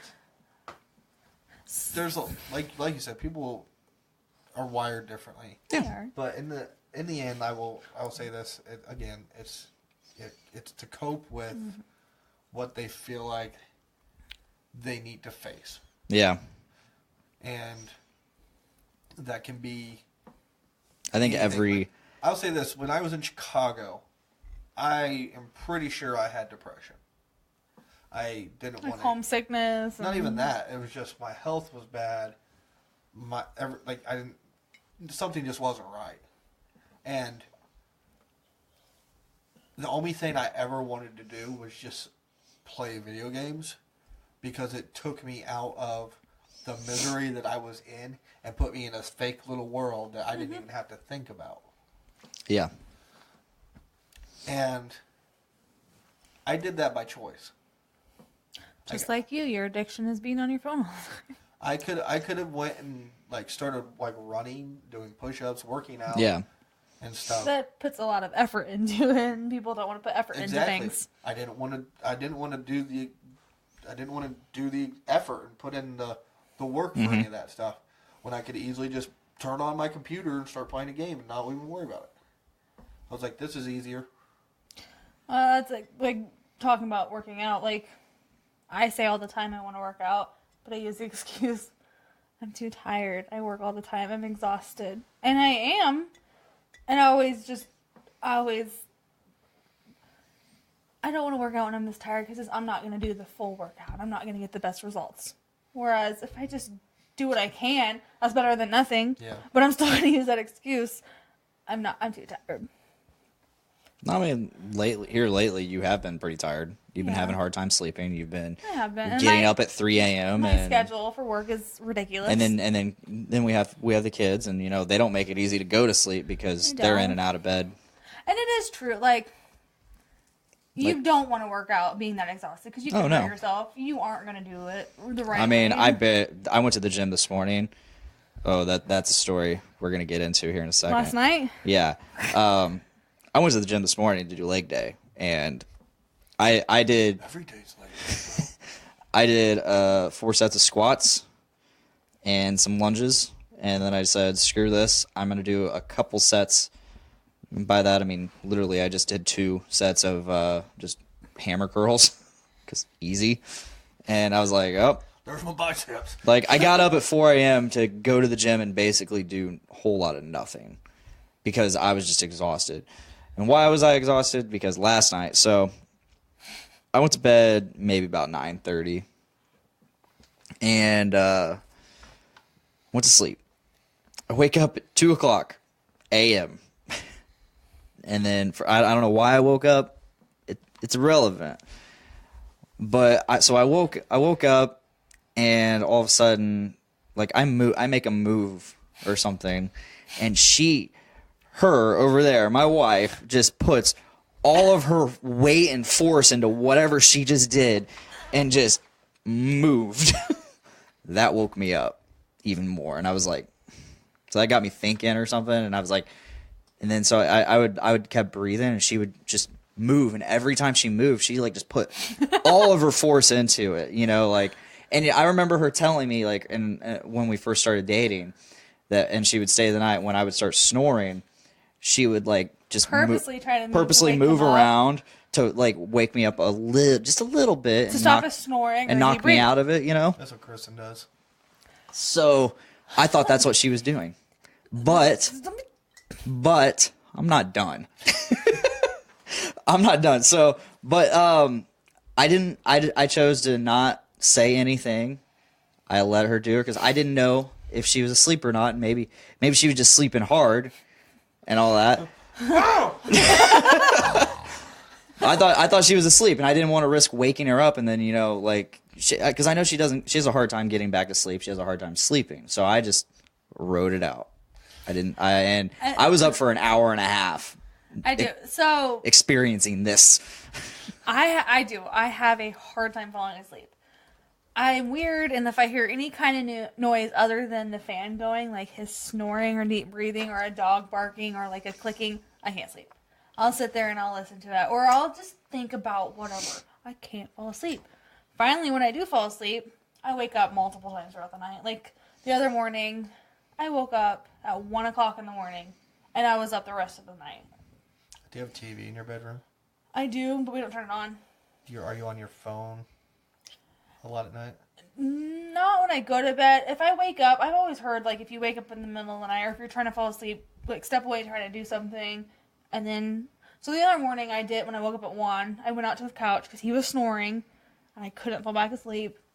I went out to the couch, tried to lay there, I tossed and I turned, I was like, okay, well, I'll get on my phone, try to kill some time.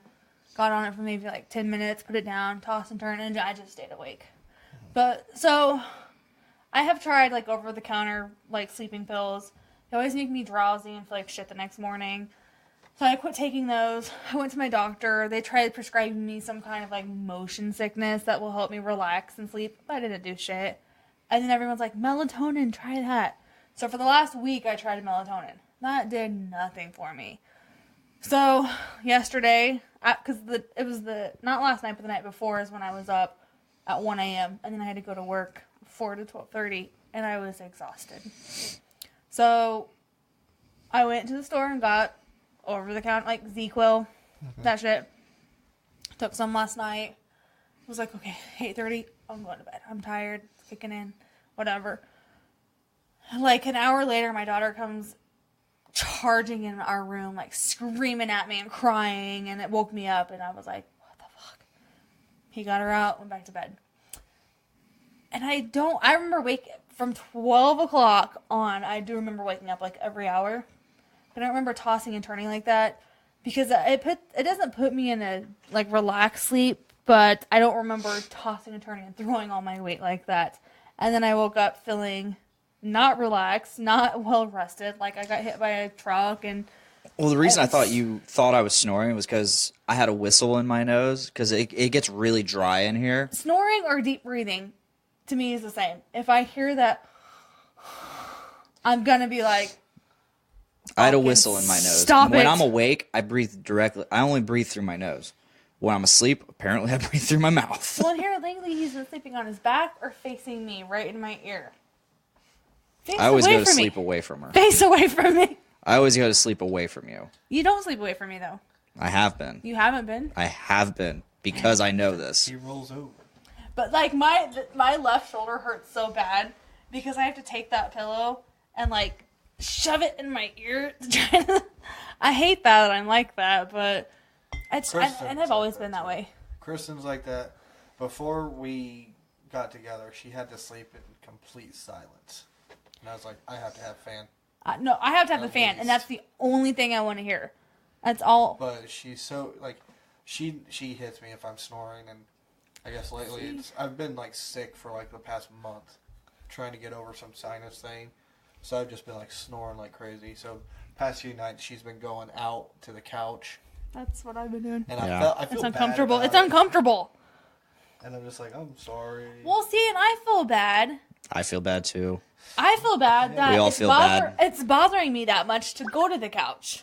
Like, and the thing, like, when we got together, it wasn't that bad. Like, he would cuddle up next to me, put his head on me, and he'd snore a little, but I could just deal with it and fall asleep. It's only been recently that it's really been bothering me, and maybe it's the new job and the weird I think schedule. you're just stressed and having a hard time going to sleep. That might be it, because it's only been recently, and I've been going out to the couch, and it's uncomfortable, and I hate that, because I don't want to sleep away, but I feel bad that he feels bad for that. I feel terrible. I feel bad that you feel bad, which makes me feel even worse. Yeah, exactly. I feel terrible. It does, and I don't want, and I remember, but it's been this way, like with my ex. You could always try changing your diet up a little bit. Fuck that. No, I'm just kidding. They say that's really, like, a lot of it comes from That your could be diet. because I've been drinking more pop and eating shittier. But It all depends on when you eat too. with my ex, I remember I wore earplugs. Everyone's like, wear earplugs. I do.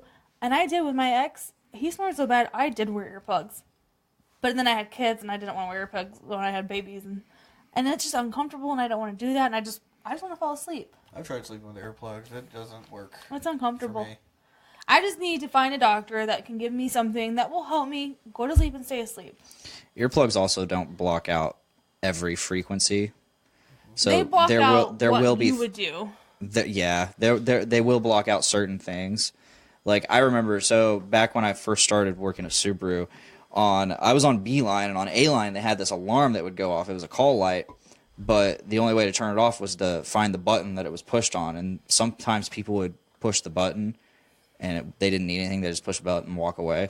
And then this thing would be going off for like half an hour. Boo-doo, boo-doo, boo-doo.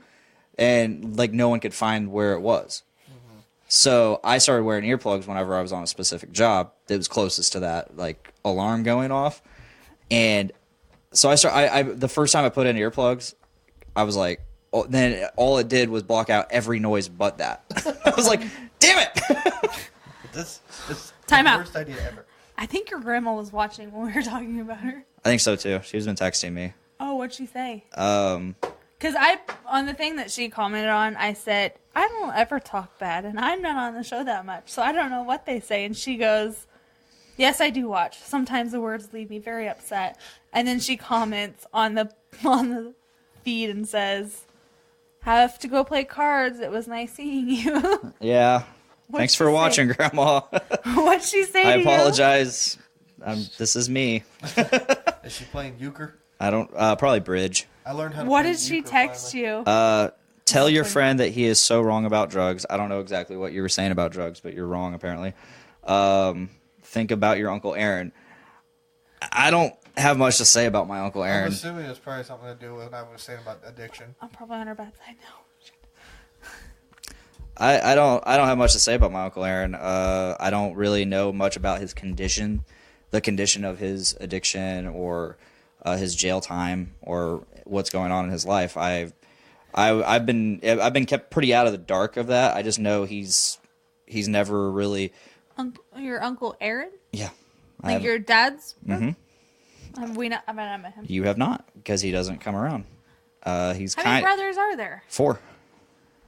Oh. Drew, Adam, my dad, Ashley, and Aaron. I mean, here's the thing. Like, I have experience in it as well. Like, I have cousins and such that are like that. Blaine knows these cousins because they were in our school. Yeah. And the stuff they do is by choice. Yeah. And like I said, that's why I'll argue that until the day I die. Same here. There's people that it might be something that they really feel like they have to have, but in the end, it's like, do you really have to have it? Right. Or is it you just trying to deal with something that you can't handle? Right. No. That's why people join cults too. No, and I do. I mean it when I say I was my brother's #1 fan and rooter. Like, so many people gave him shit for all his addiction. I remember getting in fights with my parents. Like, I remember he came back from jail. He was like, oh, I'm all clean. You hit the microphone. I did. He's all clean, yada, yada, but he wasn't. He was not clean. And he walked out of my parents, walked miles away, and I followed him. And that made my parents... You can see the waveform where she hit the microphone. That made my parents hate me because I followed him. But in my mind back then, I was like, he's got a problem. These people need positive support. Positive support will bring them out of this. I don't know how many times I gave him my positive support and he just shut it down. He shut it down. So yeah, this last time when he got out of prison, he's like, oh man, I really changed and we're going to hang out and family Christmas and families and blah, blah, blah. And I would try to get him to do stuff.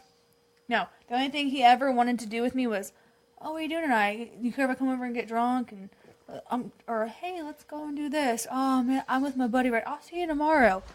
No, you know what? Fuck you. You have proven to me that you don't want to be clean and you only use me. And I'm not going to keep hurting myself. Unless they want to change. Yeah. That's how it is. That's he how does it's always not going to change. be because people only look out for themselves. Yeah. In the end, that's what everybody does. Mm-hmm.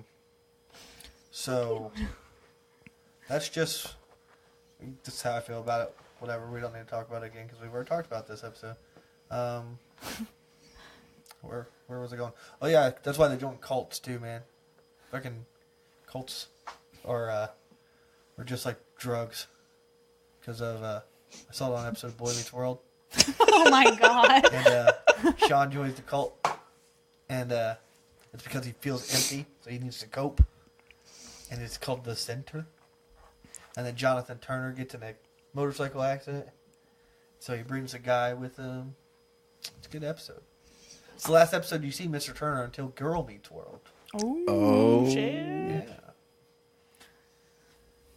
Cool. It was one of the great mysteries. What happened to Mr. Turner? He joined a cult. Because you're like, did he die? You don't know if he died or not. Then you find out that he went to New York and married his nurse, and then he became the superintendent of the school that Corey taught at in New York City. Damn. Continuity, man. Welcome, Mr. Nick Maxon. So, Nick, Hope you're enjoying this conversation. A Boy Meets World. A Boy Meets World.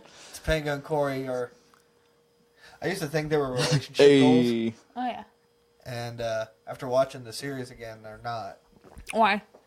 Because Topanga is very whiny and Needy.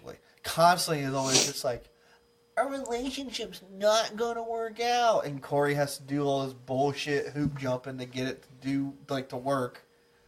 What kind of 20-plus-year-old woman is freaking out so bad that because her parents are getting a divorce? She's acting like a 8-year-old child and blames herself for her parents. Not gonna lie, if my parents got a divorce now, I'd probably be upset. I mean, yeah. But would you literally... I wouldn't ruin our relationship over it. That's No. what she did. No. Her and Corey aren't going to get married in 3 months. She found out her parents are getting divorced, and she calls off their engagement. Grow the fuck up. Oh, I wouldn't do that. Yeah, come on. My parents have been divorced since I was 2. I don't give a shit. I'm a child of divorce. I'm a child of divorce. I'm a child of divorce. I am what I am.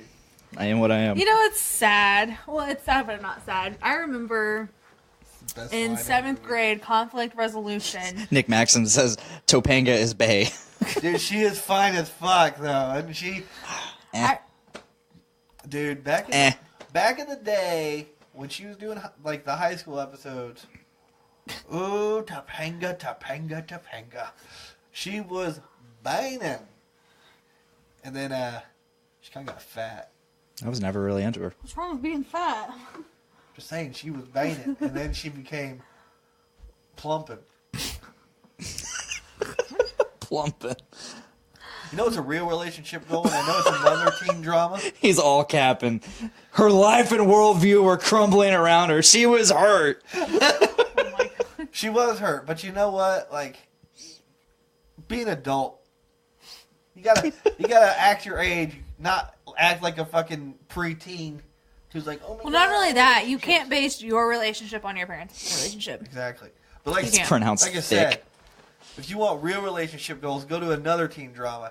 Haley and Nathan from One Tree Hill. I never watched One Tree Hill. Dude, I didn't either, and then I watched it, and I was like, this is ridiculous, but I love it. No. I never watched it. Everyone in that show is gorgeous, for one. You know what I watched growing up? Buffy the Vampire Slayer. That's what I watched. I saw Do Buffy. you guys see this on the camera right now? Your Yeah. pudgy belly. You got a So- fupa. That's I my got one, pudge right too. here. I got one too. You got a fupa, brother. I do not. It's the fat upper penis area. I did not. I do not have a fupa. No. No. I don't have a fupa. It's okay. You can have a fupa with me. Girls, it's different, though. The fat upper pussy Oh, area. I know. Ah. It's the fat Is that not what pussy you did not know? No, I knew that. Oh, okay. You said, I did not know that. Like, oh my God. Where have you been? I recommend watching One Tree Hill. Like I said, It's on the CW app. It's dramatic as hell. Chris But- Pratt was in that, wasn't he? No. Or am I thinking something else? Chris Maybe I'm Pratt's- thinking the OC. No, I'm thinking something else. No, One Tree Hill. So what it's about? It's about this small town in North Carolina with these two brothers. They're half brothers, and the dad disowns his firstborn. Doesn't even recognize him. So he lives with his So, like the ranch. Okay, Chad he Michael Murray. lives with his mom in this town, and then the dad lives with his new wife and his other son. He got these two girls pregnant within 3 months of each other. Wait, the dad did? Or the... Oh, damn. And it's such a, like I said, drama-filled show where they're both really good at basketball, and Like, both popular. I was right. Chris Pratt's on the OC. Is he on the OC? Yeah. You know, my ex gives me enough drama that I don't think I And can Olivia watch any Wilde. drama. Dude, I'm just saying, it's a good show. But, like, it gets to a point where you're like, dude, these high schoolers, that doesn't make sense. Like, there's one episode where this girl, like, has, like, a legitimate stalker guy trying to kill her. And it's like, I don't really know many high school students that would have this. Plus all the other stuff that happened to them. I had a stalker. This guy was pretty bad. He I'll didn't say try, that. He didn't try killing me. He didn't. So, but I did. I had a stalker in high school. Like, so they had that. Then they had a school shooting episode where one of their friends actually, or previous friends, brought a gun and accidentally shot one of the characters. Who, the girl he shot was the one that had the stalker later. And then, after they graduate high school, they all are pretty successful at what they do. Like, one guy goes to the NBA. The other one is, like, a famous fashion designer from New York City. Like, it's kind of ridiculous. But you know what? I love it. It's a good-ass show. Have you watched the Ted Bundy? No, I want to. Watch it. That's funny because I have, like, you know, the TED Talks. Mm-hmm. The episode for the stream is called Ted Bundy Talks. Yeah, I need. I would watch it. I want to watch. You get it? Ted Bundy Talks. I get Like it. TED Talks, Damn, but Ted Jesus. Bundy. Yeah, I know, right? Like, God. But No. Yup. Well, I want to watch those. last week when you guys had your podcast on here, I messaged him. I said, "Are you wanting to watch?" Because I like documentaries. I haven't watched them here a lot. I thought you were asking me because you heard us talking about it on the show. Oh, I didn't know you were talking about it. Yeah, we were talking about it literally, and you texted me. Oh no, I didn't hear that. That's I was great. streaming. I was going through Netflix, and I've been hearing a lot about it. I want to watch it, and so I'm 10 minutes in. I was like, shit, he might want to watch it. Do you want to watch it? He's like, yeah, quit watching it. I'm like, fine. You knock that shit off. He didn't even get to fucking watch most of it because he slept through half of it. Yeah, we. Slept through But a little no, bit of it. I watch probably it. can't watch it until Kristen is like in bed, or I can watch it at a different time because she won't want to watch that. It was neat. Like I said, she wants to watch the Gilmore Girls right now. That's all she's been watching. It was very, I don't want to say informative. It made history, and I remember my mom grew up in the 70s, so I had asked her. I said, "Do you remember hearing about Ted Bundy when you were growing up?" And she's like, "Yeah, why?" And I'm like, "Oh, we're watching the Netflix documentary." And she's like, "That's evil. Why are you watching that?" And I'm like, "It's history." And I keep hearing all this shit about, like, people are pissed or Netflix is pissed because they're sexualizing Ted Bundy, but really... People are sexualizing them, yeah. But really... He was a charming guy. He was. He was an attractive, charming guy. In the documentary, several people say, this is the guy I'd want my daughter to bring home. Well, that's what. So they're doing a good job. They did a good That was job. the big controversy when they cast Zac Efron. They did for a him good in the job movie. doing that. And they're like, it's just they're making him more sexual, and it's like He was supposed to be. Like, he would charm his way into women's homes, sleep with them, and then murder them. That's what he did. He even, and you'll see in the doc, he charmed the judges. Yeah. He charmed the officers. He always said he was a law student. And then he decides, when everything was going down in the end, he decides to represent himself. He is part of his own co-counsel. So they did a good job casting. He did Zac not have a Efron. law degree whatsoever. Netflix wants to buy the new movie, though, for $9 million. That's what they did with the They interview, wanted- right? I would love to. I really want to. James Hetfield's in it. Is he? Yeah, he plays the officer that pulls him over. And basically catches him, kind of. It's his acting debut. But it is. I like documentaries, and it was very... sad but true. I like it. You should watch it. It was really good. I will. I'll watch it. I mean, yeah, It he's looked a bad pretty guy. interesting. I like watching stuff like that, and it does kind of creep me out though sometimes when I'm watching that. I really want to watch. There's another one on there for. I think there's another one on there for Jeffrey Dahmer, like his interviews and stuff. And I want to see that. There's a movie about that, That's right? That's some fucked up shit. My friend Jeffrey or Jeffrey Yeah, Dahmer. something like that. Yeah, I want to That's watch new. that. I like to watch the stuff about like unsolved crimes or Right. stuff about the serial killers. But We will. as I'm more watching it, I'm always him. just like, ooh, that's creepy. Like the Zodiac killer stuff. What were Interesting. you just Interesting, but watching creepy. about the I wanted to watch it with you. We watched some episodes together, but you were watching it more without me. Oh, To Make a Murderer? To Make a Murderer about the...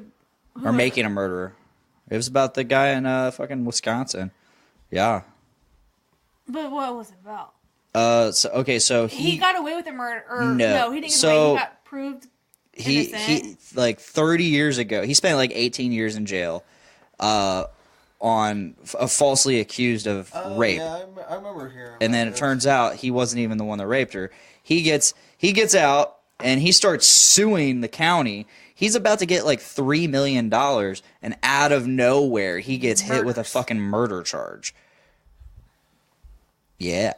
So it's like a documentary of like. On top of that, like innocent. they somehow manipulate his nephew into saying that he was an accessory, and that he helped him do it and all this, and like he didn't know what he was doing, and because his nephew's kind of dumb. Like he was like a 15, 16-year-old kid, and he was just like, he's not all there. He's kind of slow. And they basically told him, they started asking, the way they were asking him questions, they were basically telling him what to say. And he's like, yeah, now that I think they were leading the witness. Yeah, exactly.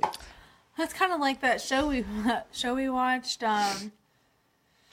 the really stupid high school American Vandal. Yes, where they like. She hasn't watched season 1. I haven't, but we watched the second season 2. season. Have you watched the second season? No, I saw the Season 1 was great. I haven't watched way better. Season 1 was way better. I didn't draw the dick. Yeah, I didn't draw the dicks, dude. But no, that reminded me of how they were like making him like shit. Like they're doing this in my head. I am the person that did this. Mm-hmm. That sounds interesting. I'll watch that too.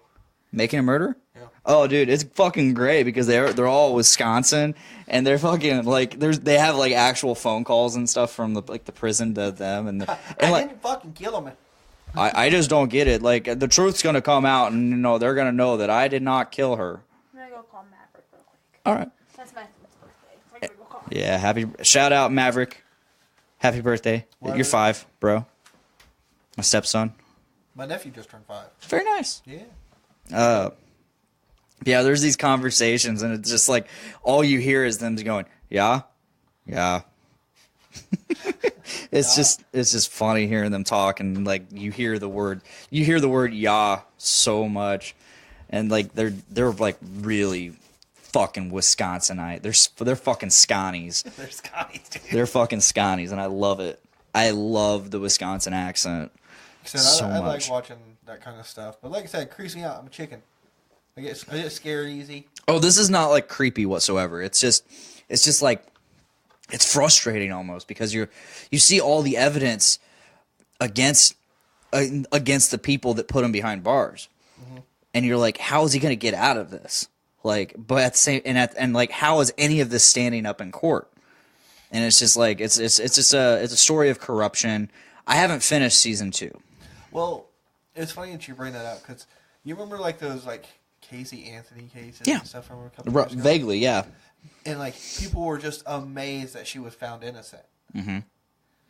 And because like we watch the news and we hear all about this stuff. Yeah. Here's the thing: the jury, they don't have access to any of that stuff. No, they just have access to what they see in court. Yeah, like they were literally put in a hotel room with nothing, like no contact with like anything. So like they're put in a courtroom. They take notes.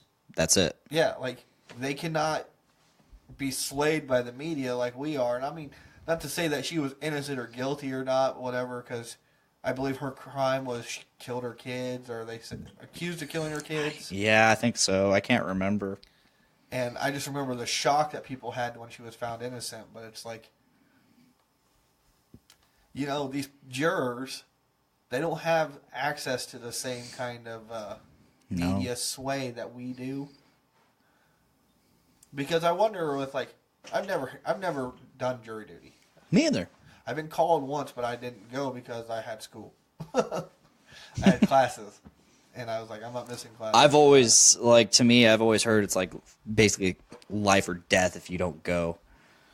And I that's how it's been like portrayed to me. Like you have to go. You cannot get out of it unless you're like deathly ill or something. But it's like that was me before adulthood. Mm-hmm. enter adulthood and like actually like real legit adulthood. Like I turn 25, I get my discount on my car insurance. Adulthood. Yeah. Like all I hear is like people like, yeah, they called me up for jury duty, but I just told them I can't do it. Can't miss work. Can't miss work. And it's just like, oh. Yeah. So I mean, It doesn't seem like as much of a hassle as it's not. But yeah, like I would assume that if I were part of a jury in like a major, let's say it's like just a case of. like seriously, you can be like selected for jury duty, and you can call them up and be like, nah. There's no way. I don't feel like it. Oh, okay. But I feel like if you were a part of like these cases and you wouldn't have access to that, I could see how these like arguments could win you over to prove that someone's actually innocent. Because we want to think that we don't want to think of like in the case of the Casey Anthony case, you don't want to think of a mother killing her child. No, like it happens though. It happens. But you don't want to think about it. But you don't want to think about that. So your mind's going to immediately go, oh, no, she wouldn't have done that. But anyway, yeah, like I like watching that kind of thing, the documentaries and these unsolved crimes and that kind of stuff. Like I said, I really like the Zodiac killer stuff. Even that movie with Jake Gyllenhaal, I thought that was pretty good. Robert Downey Jr. Yeah, it was creepy. Mark Ruffalo. Yeah. That was a good movie, though. That was a good movie. It was really slow, and it wasn't quite given I had zero information in my head about the Zodiac killer. Me So too. I went in there thinking, oh, they're going to find this guy. And, oh. Do we have a guest? He wants to say hi. Say hi. Hey, Maverick. What's up, dude? Happy birthday. The Big Five. Big Five. How? That's where you work. I'm doing my podcast, dude. Are you having a good day?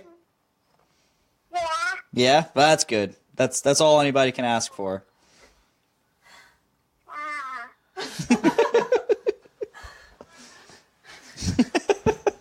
That's my stepson, folks. I just wanted to yell, give the stripper a good laugh. Oh my god. Ugh. No, I highly recommend Making a Murderer. I still need to finish season 2, but like I didn't even realize they were gonna make it season 2. Like that they recently reopened everything, and supposedly he's got this new lawyer who specializes in bullshit cases like this. Where and she is like where I'm at in the series. She's convinced like this is bullshit. She's like we are gonna expose this and we are gonna get him out of jail. So he's back in jail. Oh yeah, he's been in jail for 10 years. At this point, 14 years. For the murder? For the murder. So he was in jail for 18 years. The murder supposedly happened roughly, I think, November 3rd, 2005. Coming back? She wants to say hi to you. Oh, okay. This is my stepdaughter. Nazira. Hey, Nazira. I can't hear you. You can't hear me?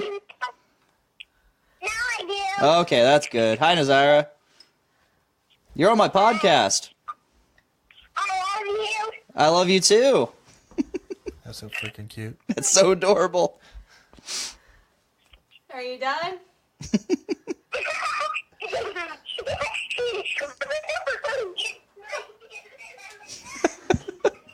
So this guy has been in jail he was in jail for like 18 years. A good portion of his life. Because of a false rape accusation. Originally, 18 years, I believe. And then he gets put back in jail for like another 14 for this murder accusation. Making a Murderer. Let's see here. This show tells the story of Stephen Avery, a man of Manitowoc County, Wisconsin, who served 18 years in prison for the wrongful conviction of sexual assault and attempted murder of Penny Bernstein. He was again charged in 2005 and convicted in 2007 for the murder of Teresa Halbach. The connected story is that of Brendan Dassey, accused and convicted as an accessory in the murder. Yep. Wow. Yeah. It would have been funny if he They would have said he did this murder, and it was at the same time he was in prison, and he still got put in jail. Yeah. I mean, sometimes that's how it fucking goes, and that's bullshit. Yeah. Hello, Mr. Bigglesworth. Baxter is currently loving all over Matt. It's probably because I got Dorito fingers. It might be. It's like, yeah, give me the Doritos. So I'm drinking a beer right now. Beer. It's 450 Nuggets, which is one of 450 North's new distribution beers. They actually send it out to liquor stores and whatnot. So the funny story behind this is, my brother turned 21 last Thursday. Brady? Logan. Brady's been 21. That's what I thought. I was like, I thought Brady's been 21 for a few years now. He's going to be 23 this year. Logan turned 21. And before I get into his 21st birthday story, which I don't know much of it, it's a very brief story on my end. I wasn't there. For one, That's yeah. the story. For one, I wasn't there or involved. But no, so him, my mom, my youngest brother Landon, who's I think about to be 16, and then Logan's girlfriend Kylie. They all came over. We played Cards Against Humanity. Well, Logan comes over and he brings over 2 4-packs of beer, 450 Nugs and Payday, also by 450 North, and. My brother turns 21, and instead of buying himself beer, he buys me beer. 21, you're not supposed to buy yourself beer. People buy it for you. But he bought me beer. I mean, good on him. Cool. Tyler has some beer now because he loves the Payday. I hate the Payday, but Tyler loves Payday. And now, since Tyler's not here, he doesn't get to enjoy the Payday. So, Not having fun. take that, Tyler. Know what I get to enjoy? Baxter on my lap. Yeah. Yeah, Maverick was like, "Where's Blaine? I want to say hi to him." He never wants to say hi to me on the phone. I don't think they're having fun right now. I hear Yeah. Michael in the background screaming at him. That's Baxter, unfortunate. He looks like he lost some weight. He did. A little bit. He did last summer. Yeah, he got real skinny. No, Baxter, come back. He had a lot of health issues last summer. Yeah, like we kept finding blood all over his bed, and we're like, "What the fuck?" I think it was It's documented on the show. Like he came up to Tyler, and Tyler was like, "You smell like asshole." Then he had a hole in his Yeah. asshole. Yeah. Tyler was talking about a few episodes back. Because I would go home or go to his house on my lunch break because I didn't live far. Because I had an hour lunch, and I just sit at his house and I was petting him. I'm like, "What the fuck?" I'm like, Baxter's got a hole on his side. He's like, "What the fuck?" He had an abscess that burst, and it was nasty. So he lost some weight. He's a good kid. Yeah. I remember Baxter when Blaine got Baxter. Yep. I had him for a few months by the time you met him. Yeah. He's an asshole. He was an asshole then too.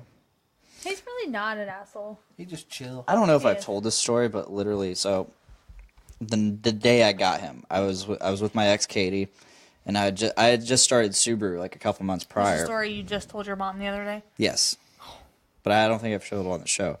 So we get Baxter, and I immediately have to leave for work.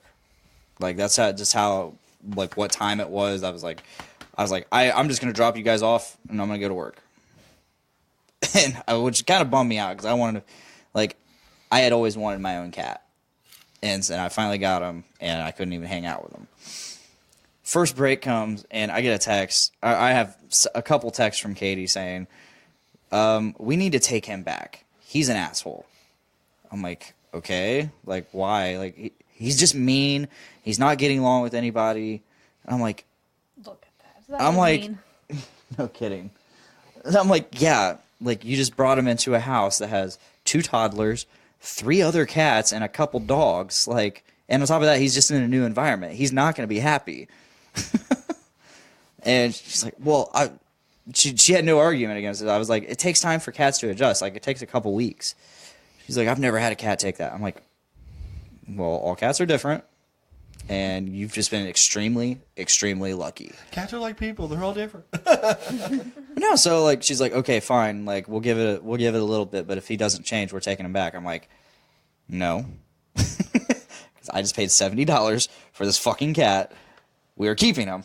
I don't care how big of an asshole he is. Sure enough, he's an asshole. Later that month, she ended up leaving me, and I just moved back into my storage unit that was also Scott and I's apartment. I just moved back into the storage unit, and then I looked at back and I was like, yeah, fuck her. I literally, and no, she asked, she's like, are you taking Baxter? I'm like, yeah. She's like, oh, I was starting to really grow on him, or he was starting to grow on me. I'm like, I don't care. He's my cat. Like, you didn't want him. I'm taking him. I remember I talked to Scott. I was like, hey, I know you were talking about moving in with your girlfriend, but what do you think? He's like, no, we're renewing. Because our lease was about up at Pheasant Run, and I was like, do you want to renew? He's like, yeah, that's for the best. So we lived there for like another year, and it was awesome. Mm-hmm. Especially since like 6 months of that year he wasn't there. Because then he actually did move in with her, but the lease wasn't up, so I was like, sweet, half the rent's paid, and I don't have a roommate. I practically lived with you guys for like a summer. Yeah, that summer. I just slept on your couch every night. Yep. Baxter's a fun asshole. He's not nearly the same cat. Like, he was a giant asshole that wouldn't play or cuddle or anything back then. He plays with me all the time. Back then. He'll chase me around. Like, if I get him going, he'll chase me around. Oh, shit, we got Bob Floyd. Don't have cats. I've never had a cat. My mom's allergic. Kristen's allergic.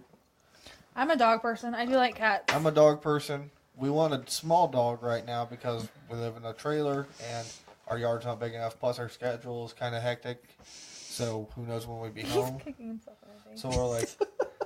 I'm kicking my ass. If we're going to get a dog, we'll get a small dog. And I was like... All right, well, I'm going to look at corgis because Lou was a corgi. Yeah. And corgis are awesome. God, I remember Lou. I want a dog so bad. And I keep saying no. I found some corgis online here in Indiana. For the record, I'm only saying no to a Great Dane. I want a Great Dane. They have heart problems. Big, but they're dumbass small, dogs. They're apartment dogs. They don't need a lot of space. People are like, oh, they're a big dog. They need a lot of space. A Great Dane? A Great Dane? Yeah. They're called apartment dogs because people think, oh, they need this huge fenced-in area to run in. They need all this room. They don't. They pick a spot and they stay in that spot, and they don't need a whole lot of room. Sounds like a boring-ass dog. Relaxed dogs. I want a chill dog, but I don't want a boring dog. Anyway, I wanted to get a corgi, and it was like $1,200 for a corgi from this place. I was like, oh my god, no! And then online, Crystal really wants to go to Retriever. On Facebook, They get Taylor big. Saul. They get big. Yeah, well, Taylor Saul was they don't get that big. They're like 50 pounds. They're like Most of Aussies, the few they're medium. the few golden retrievers I've had, they just get huge. Well, I'll say this. So the thing that really made me want to get a dog is Kristen tagged me in this post, and it was a golden retriever German Shepherd mix, and it was at that Natalie's Second Chance. Yeah. And I was like, let's go see it. I want a German Shepherd. You want a golden retriever? We're meeting in the middle. And it was a 6-month-old puppy. And I'm like, hot dog, let's go check this thing out. So we get there, and we're looking at some of the dogs that are like in there. And we talked to a guy, and we're like, well, we saw the post about Denali, and he just smiled. He's like, you want to see her? And I was like, absolutely. Or him, I don't remember what it was. It was a few weeks ago now. And this dog comes out, and this is not a small dog. This is a 6-month-old dog that they're like, oh, yeah, he's still a puppy. It's 70 pounds. Holy shit. I'm like, here's the thing, though. It's the chillest dog ever. Didn't bark once. Yeah. Just came up to me and sat right on my leg and was just let me pet it. And I was like, this is mine. I am the alpha already. It knows. And I was in love. And then we took it for a walk around the block a few times. And again, just didn't bark once. And I was like, this dog's amazing. I have to have this dog. I want a dog. And they're like, oh yeah, it's only $200 plus the application fee. I was like, that's not bad. Mm-hmm. Find out when we get home, when we look over our leash, you're only allowed up to a 50-pound dog and you can't have German Shepherds. Oh, yep. And I was just like, God, why? Yeah, they fall in that pit bull Doberman category. Basically, it was the System of a Down. Why have you forsaken me? And I cried. Because angels deserve to die. Yeah. I want a dog so bad. I am such a... But see... We're not ready for it yet. This is the difference between him and I. I grew up... My parents bred dogs. We have all kinds of dogs. But in a good way. Not like the, nasty, over, the top dogs. I just love dogs. I believe dogs should get up on the couch and cuddle you and sleep in bed with you. And they're your companion. They're there for your comfort. There's people like him who stay off the fucking furniture. No. We have No. We have a dog. I'm sorry, but if I'm at home watching a movie, then you can pay for Andy's couch. That dog is gonna be on. Dogs don't ruin furniture unless they scratch at it, which the fucking cats scratch at it more. Cats ruin furniture Cats. more than Yes. dogs. What has Loki been doing? Scratching at our furniture. Okay. I don't know. I see a lot of slobber from the dog that I think used to be on this one. I think it depends on the dog. It does. If you have a smaller dog, let's say like a Shih Tzu, let it get on the furniture. I don't care. Yeah, that's... No. But if you got like a German Shepherd, no. Yeah. No.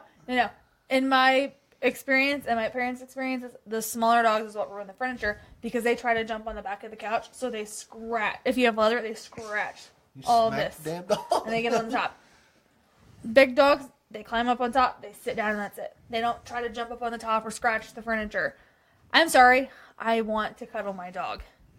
And when we have a dog, the only reason I haven't said let's go get a dog yet is because my kids still fight over Loki. We've had him since August, yeah. They still fight over holding him. I said, until you guys are old enough to take turns or not fight over an animal, we will not have a dog. But I'm not ready for a dog. I am. I love dogs. I wanted a dog real bad, Me but too. we just don't have the space. I wouldn't mind having a dog, but I am not ready for a dog. See, and a lot of people, we both work full time. A lot of people are like, oh, you can have a dog. When I met him, I was working 2 jobs, and I had an Aussie German Shepherd mix. The best dog. I potty trained, I crate trained her. I mean, she would go in the crate in the morning when I go to work. She'd stay in there all day. Wouldn't potty anything. As soon as I got home, she'd go outside, go potty. And from the time I got home until she got back in the cage, she was out with us. She slept with me, played with the kids. How's a dog not piss for 8 hours? You can train them 9 because hours. When you don't train want a them dog, that long, but it took a while. It took a couple weeks, but that crate is their home, their bed. Dogs don't want to piss or shit. they're not supposed to in their bed, so they learn to hold it until then. But what I want us to do, what I'm used to with my parents, is a doggy door. My parents' dogs never were crate trained. They had a doggy door. They let themselves in and out. Well, he's worried about the cats. Well, they have collars now where you put a collar or chip on a dog. The doggy door reads that chip and will open up only for that. That's what I want to do. Training the dog to go in and out on its own so you don't have that hustle. So the dog can stay out all day. You train the dog not to get in garbage or chew things, and it can stay out all day, so it's not stuck in a cage. That's what we're used to. But no, the dogs are supposed to hold their stuff. I mean, they do. She did. She was a perfect dog. I wish we still had. I just feel bad about that. Because I know I gotta pee at least 3 times a day now. So if I had to go, if I was a dog and I had to hold my piss for 9.5 hours, I I'd did be feel bad, miserable. but I mean, she was out from the moment I got home until all night, until I went. I mean, they learn to hold it, and then I ended up selling her to a nurse who, she actually went through doggy doctor school, and she's a therapy dog. Yeah, I miss her. The kids miss her. I'm ready for another dog. I thought about getting a service dog. I wouldn't mind an Akita Husky mix. He said he wants a husky. I'm okay with the husky. I want an Akita Husky mix because then it'd be a smaller husky. See, I heard huskies are kind of out there and spastic. They're very hyper and they're hard to control. They're insanely high maintenance. Same with and Dalmatians. they shed like crazy. Dalmatians are very hyper and. That's why I pretty high want maintenance. a Great Dane. They're calm dogs. You don't have to do a lot for them. Yes, they are big. but you I don't want a big dog. have to do a lot for them. So that's why Kristen wants a golden retriever. They're a medium-sized dog, but they're fairly calm normally. Although they do have statistically the most incidents with children. Yes, smaller they children. are very. They can be aggressive. But the thing with that is, statistics are skewed. They're also considered like the most family dog. Yeah, Like the biggest family dog. Most people have German or Golden Retrievers. Yeah. I think they're like the most owned dog in the country. I had 4 of them growing up. Yeah. So yeah, I get it. That statistic's skewed. It's kind of like, hey, shark attacks tend to happen closer to shore. Well, no shit, because that's where the people are. Like, whoa. I don't know. I'm ready for a dog. I am. Maybe this summer we'll look. it's like, I don't know. we're probably gonna end up having to wait until we get our house, which won't be for another few years. So, but at least that gives us time to save up. It does. What the fuck is your cat doing up I don't know. I really don't moving know. the furniture up there. I think they're fighting. I thought I I thought shut the Baxter door was though. down here. I shut He the probably door, went I back thought. up. It doesn't sound like it because I saw Baxter come back down here. Unless he went to the door, like fuck it, it's closed. I guess I'll go check. You guys can keep talking about fucking dogs. Dogs. I want a dog. Valentine's dogs. coming up. You missed my birthday. Give me a dog. Dogays. Like I said, I thought Baxter was still down here. Loki's just up there moving the couch and shit. He would do that. Ugh. He's a crazy cat. We're almost approaching 2 hours. I know. He's time like, is this is going to be a short one. I'm like, 8:06. I say when he gets back, we let him do his plugs and we skedaddle. Because I don't really have much more to talk about. Blaine, come do your plugs. Unless we're going to talk about Valentine's. What everybody's doing for Valentine's. What are you doing for me? He doesn't do Valentine's. Last year I sang you a song live on Podcastrophe. Why don't did. we talk about Valentine's Day next week when it's the week of Valentine's Day? Because I won't be down here.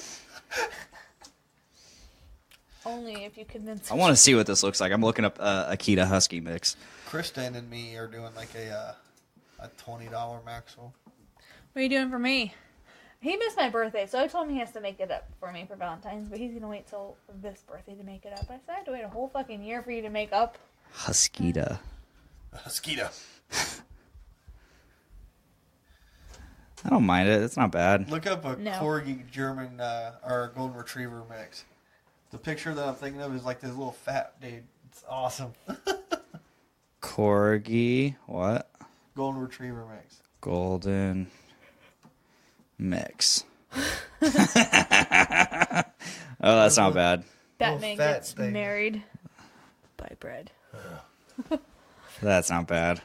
Like the third one and the third row on the second one to the right. It's a Corgi Great Dane. That's amazing. He's so magnificent. It's majestic. He's so. That's what I was trying to say. Majestic, not So magnificent. beautiful. It's majestic. Let's see what an Akita Great Dane looks like. Oh. Whatever. Lou was a Corgi Beagle mix, and he was stupid. Very stupid. I remember Lou. You're like, Lou! Shut up, Lou. Boom.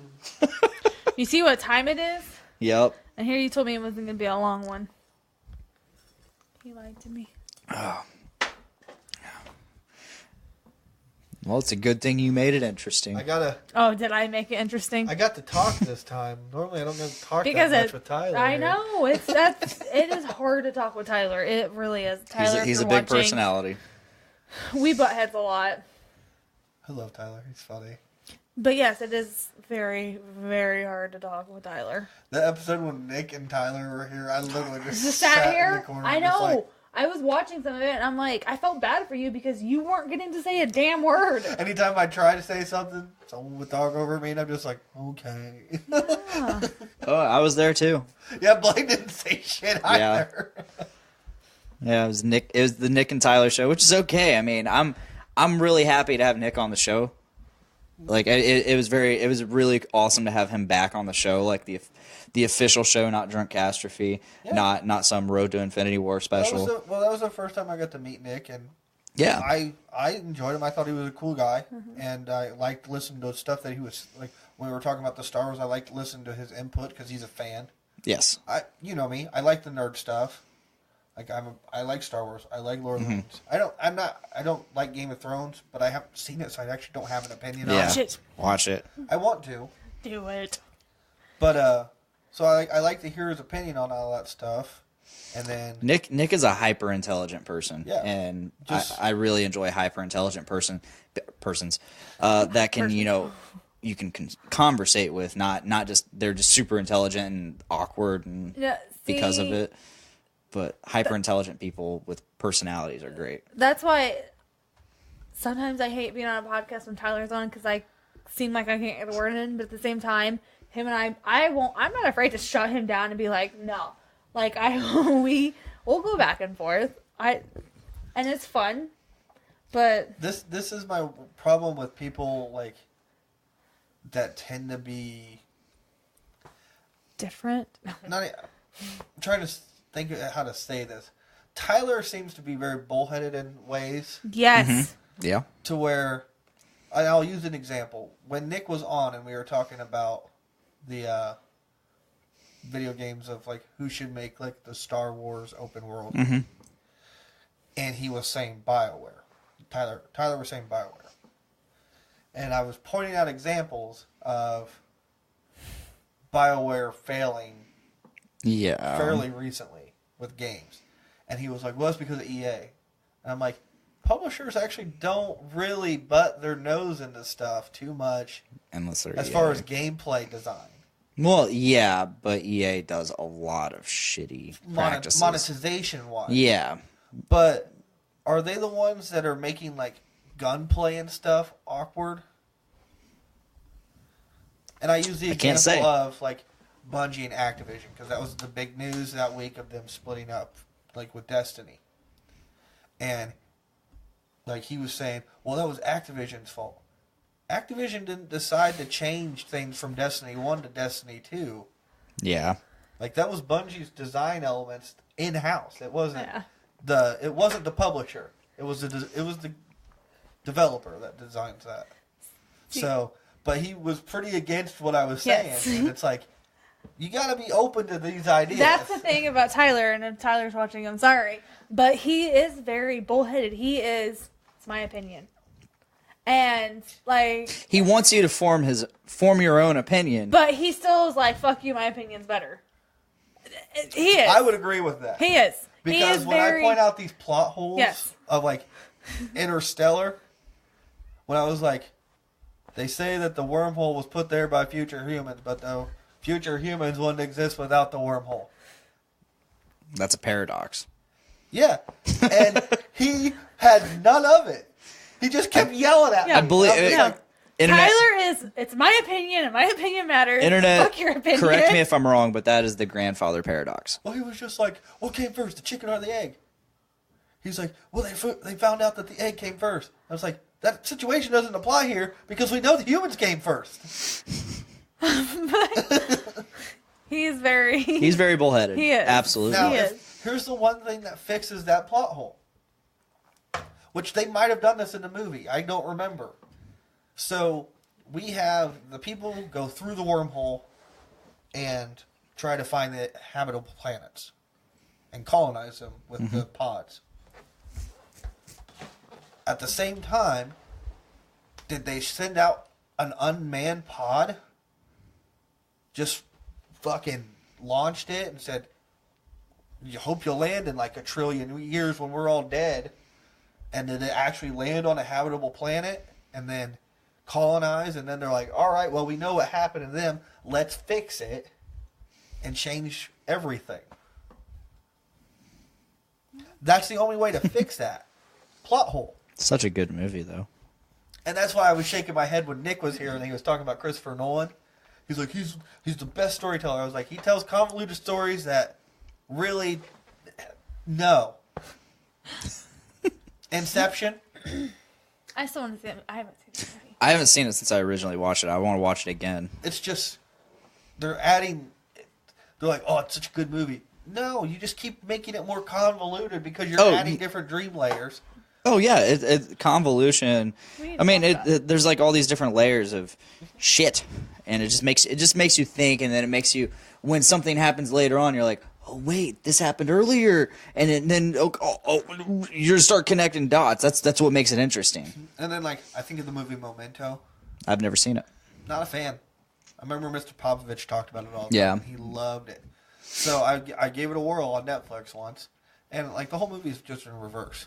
Starts at the end and then goes to the beginning.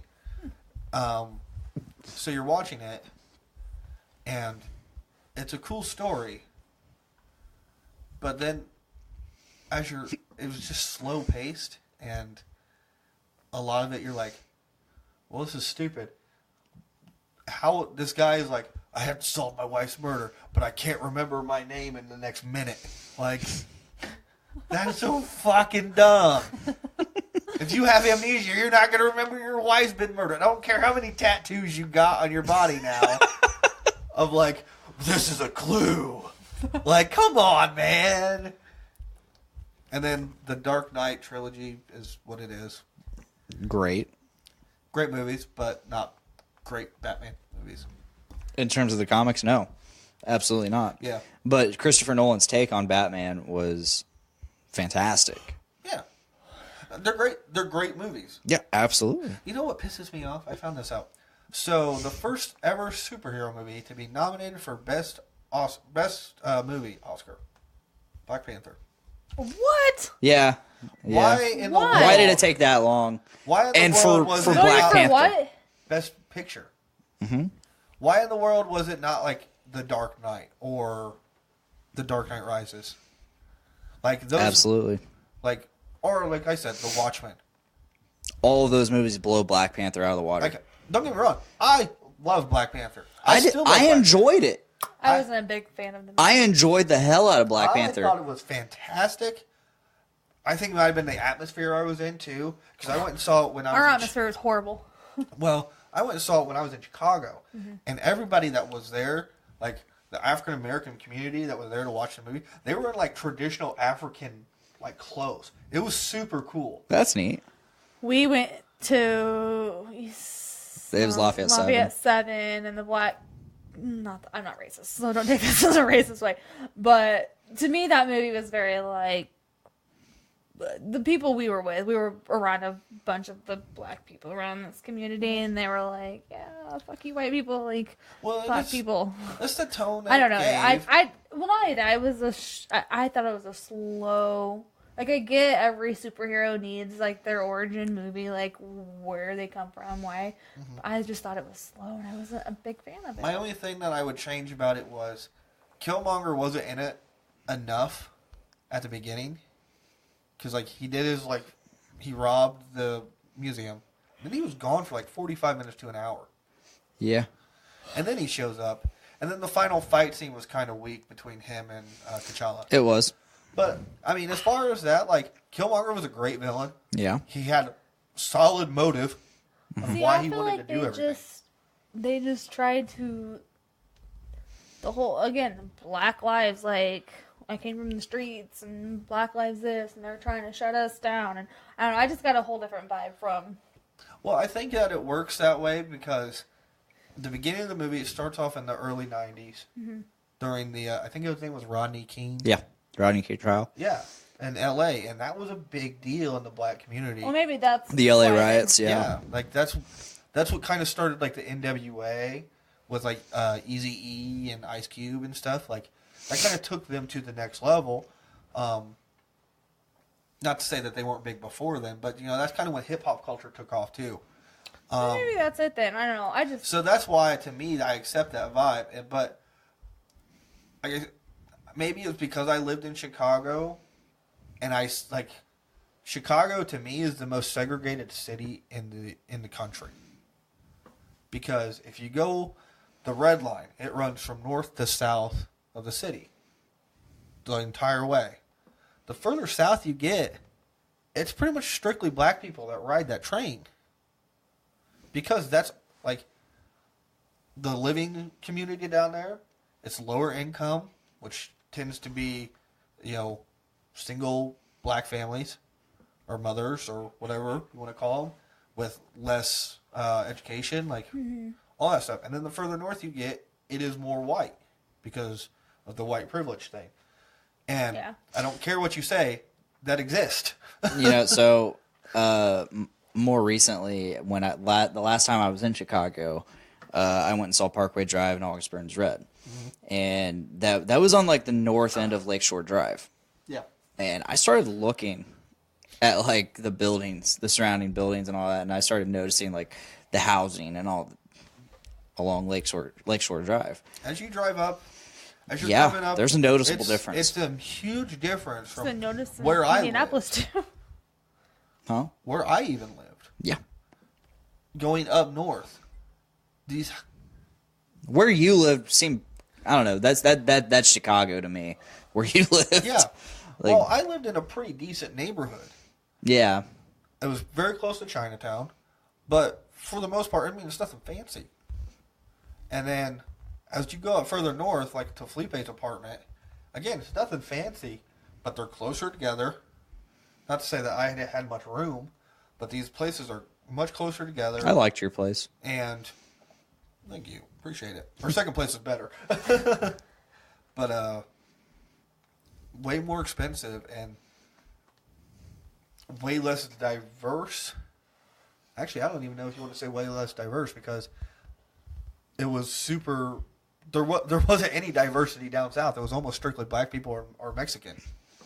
When I did my student teaching in Chicago, I was on the South Side school. It was called Theodore Roosevelt High School, and it was 92% of the school population was either black or Hispanic, and the 8% was white. That's really, to me, that's, again, it shows the segregation. So with Black Panther, I watched it at the beginning. It's in the early 90s. And, when that kind of stuff, the Rodney King thing was going on. And, the only reason that black people are kind of seen as, when you see, let's say a black person in higher society, what do you think of? You think that more likely he's probably an athlete or a business manager for some kind of record label, or an athlete. That's kind of how it's seen as. Yeah. So, to me, as I'm watching it, and they're like, "Yeah, we gotta help our brothers out." I was like, "Yeah, that's kind of the mindset that I've seen around." The big thing I got around Chicago. The big underlying theme that I got was from Black Panther, and like I said, I really liked Black Panther. But before I get into what I'm about to say, do I think it deserves all the praise that it's gotten? Absolutely not. Well, absolutely not. Like I said, when me and Felipe were doing our little podcast thing for the short time before I moved up to Minnesota, in our review, I said it's basically Lion King 1 and 2. Just pushed together real quick. Yeah. So the underlying theme that I saw was, okay, Wakanda has all this technology. Why aren't they either A, sharing it with the world, or B, taking over the world? And they address that in the film. They do. So. Which, in the end, they end up sharing. Yeah. They do. But, Killmonger is like, hey, we need to rise up. We got all this technology. Fuck these people. Fuck all these people. We're better than them. And we're going to rise up. Because we have the means to rise up. But we're not taking care of business the way we need to take care of business. Yeah. T'Challa's like, hey, we don't do that. That ain't how we do it. I don't know. Like I said, the only reason I wasn't a huge fan of it is just because it was a slow movie. That's the only thing I would say that basically any superhero origin film has to be a little bit slower. Wasn't much of an origin, though. It was a standalone, but it wasn't much of an origin. Have you seen Aquaman yet? Oh, yeah. I saw Did you like it? That's fucking amazing. Hey, listen to this week's Journey into Comics. Titled Aquaman. Aquaman? Nate didn't like it. Nate did not like it. Well, I don't know. I can't remember if he said he didn't like it, but he definitely... Gave it a 2... He gave it a 2.5 out of 5. It's about half. I would say this for That is half. if you're an Aquaman fan, which I don't know many are, but I know Nate's into the comic books. Yeah. And I'm into comic books, but I'm not a huge into Aquaman. I never have. I will give him this. All of his criticisms were not grounded in comics. Like a lot of people, when they do have criticisms of these types of movies, they ground their criticism in the comics, the source material. His was not. See, this is why I liked Aquaman so much. Jason Momoa played the character that he was literally told to play. Yeah. And he played it very well. He did. You've heard me call him this. Aquabruh. Aquabruh. That's what he plays. Maybe that should be the episode title to combat Aquaman. But as far as there was some shoddy acting in it, and I mentioned that when I talked about it. There's like when Black Manta's dad dies at the beginning. Yeah. It's really cheesy. Yes. But they bought full into the cheese, and that's why I liked it so much. To me, this was like the Power Rangers movie. It was a fun ride, and I had a blast. I didn't go in expecting an Oscar winner. This was honestly way better than the Power Rangers movie. See, It was. Worlds better. I didn't think I'd like it because I did not like. See, I don't know a lot about Aquaman, but what I do know is he's the goody two shoe guy. So when Justice League came out and He's not the Boy Scout like Superman. Superman's the goody two-shoe guy. No, we'll see. Okay, from what I've seen in cartoons, not a whole lot of Aquaman, but I thought he was the goody two shoe. So when I see Justice League come out and Jason Momoa's character is very sarcastic and kind of an asshole, I was like, this isn't going to be good. Well, see, that's what I thought when I saw Justice League. Yeah. I actually didn't like Jason Momoa's Aquaman. No, I didn't either. I didn't like his from attitude. Justice League, Unlimited, the animated series, where Aquaman is very, the good boy. Righteous. down to business. Righteous and down to business. Yeah. He doesn't fuck around. And Dude cuts off his own hand to save himself and his child, and then he just says, put a hook on it. I'm going to go kill my brother. And he does it. whoa. That's what he does in the animated series. Okay. He's just where is he? Put a hook on it. We're going to go, I'm going to fuck him up. And he does. It's super cool. But, then Jason Momoa is just whoa, what's going on? Right. Yeah, and I didn't like his character, but the movie, I loved it. I did. I dug his character. I loved the story. I thought it was amazing. Even in was amazing. Even in The Justice story. League, I loved Aquabro. I didn't like it. I didn't like his. I didn't like the the fucking arrogance. No, I like the arrogance. That's all I was didn't saying. like it. I was saying I didn't like the I'm gonna fucking jump around and woohoo! Yeah, bruh! That was But a no, bit I much. did. I didn't loved, like that. I loved the movie. I loved the story. The story was not slow. It kept, and it might be because I love the ocean. I love the water and the sea. It might be that. I am terrified of the ocean. So when they went to the trench, I literally looked at Chris and I was like, this is my fucking worst fear ever. I've always said It was good. I liked it. I love the ocean, but you won't ever catch me in open ocean because just the fact I've that never been to the ocean. I would love to. oh, that's cool. I would love Just the fact that like I said, open ocean. It's cool, but no you'll way. never see me there. I'm okay with ocean. I'm not okay with open ocean. So just the fact that you could be swimming on the surface, you can look down, and at some point within the next mile below you, there is something that will fuck you up. Well, here's the funny thing. So when I was Without question. 12, 13, somewhere around there, I went to Hawaii with my parents. That's when our house Yeah, was and then flooded. you came home to a flooded house. Yeah, we saw enough water, and then our house was flooded. That was cool. Anyway, so this is the first time I've ever seen the ocean. I'm pretty sure, anyway, that I can remember, anyway. And I remember my mom was like, "Don't go out too deep." And we were at Waikiki Beach, and Waikiki Beach is really famous because it's like 2 miles long. Mm-hmm. Well, the place we went at in Waikiki Beach, we didn't go like right behind our hotel because it was like nothing but rocks. The place we went at, like you could walk out this whole, like my mom was like, "Don't go past further than you can touch." I could stand on my tiptoes and touch out to where the surfers were. So I was out there chilling with the surfers on my little boogie board. And my mom was freaking out, yelling at my dad to go get me and bring my ass back in. I just tricked my dad into staying out there and boogie board. Keep in mind we were 12, 13 years old. Yeah. So I think about that, and I'm just like, oh, wow, that's not a big deal. Blah, blah, blah, blah, blah.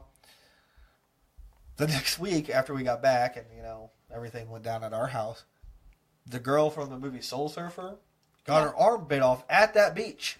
Oh, shit. And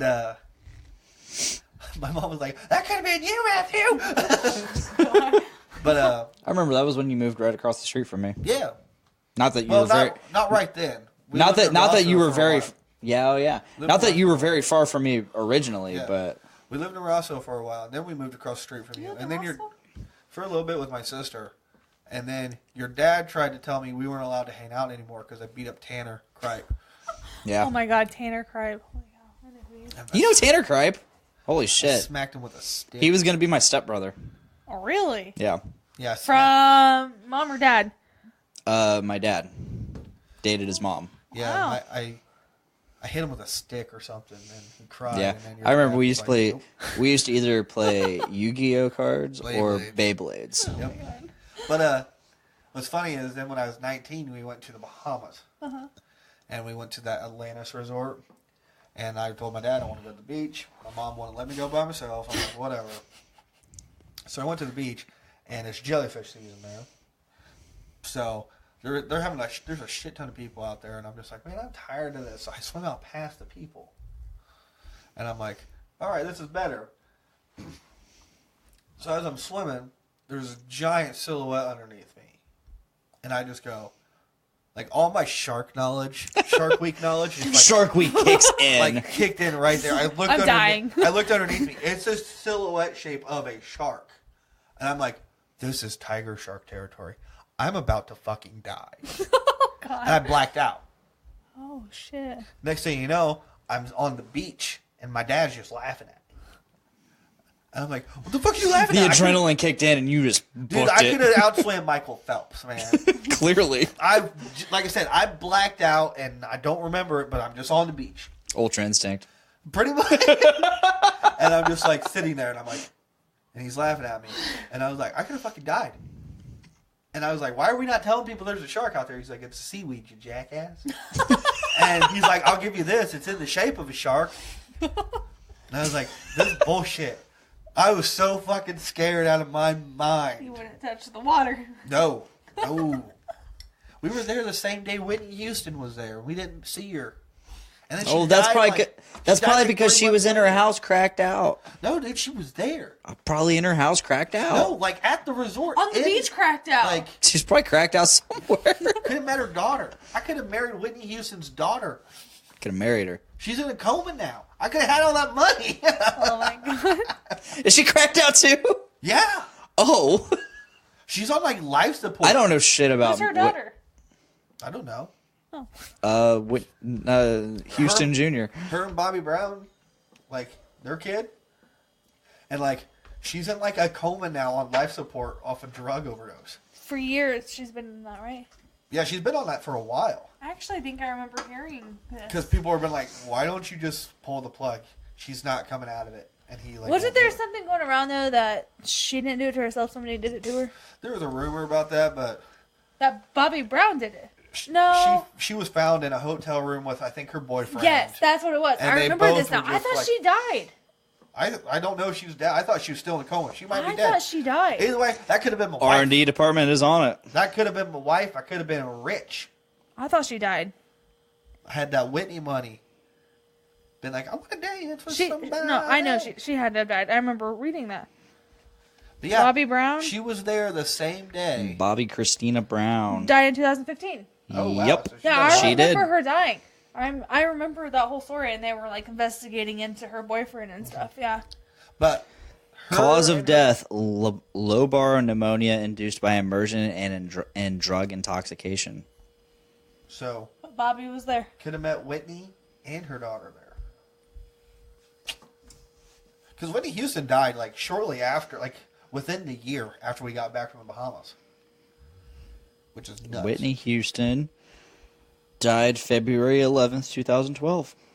Yeah, because we went in 2011, I think. Yeah, Yeah. So crazy. pretty nuts, man. was like a 2-year span where like all these like musical icons were just dying. Michael Jackson, her, fucking. I remember when Michael Jackson died, my brothers were at basketball camp, and I misread it as Michael Jordan died. So I messaged my brothers at basketball camp, and I was like, Michael Jordan died. Like, what the fuck? MJ died. I remember when Michael Jackson died. I was working at Monocle's. I was at Wallman's. I was working at Wallman's. Yeah, you were. So I was at Monocle's, and I was at the time. I mean, I'm still, but at the time I was really close and good friends with Rebecca LeCain. So she sends me a picture. So she's still living in Rossville.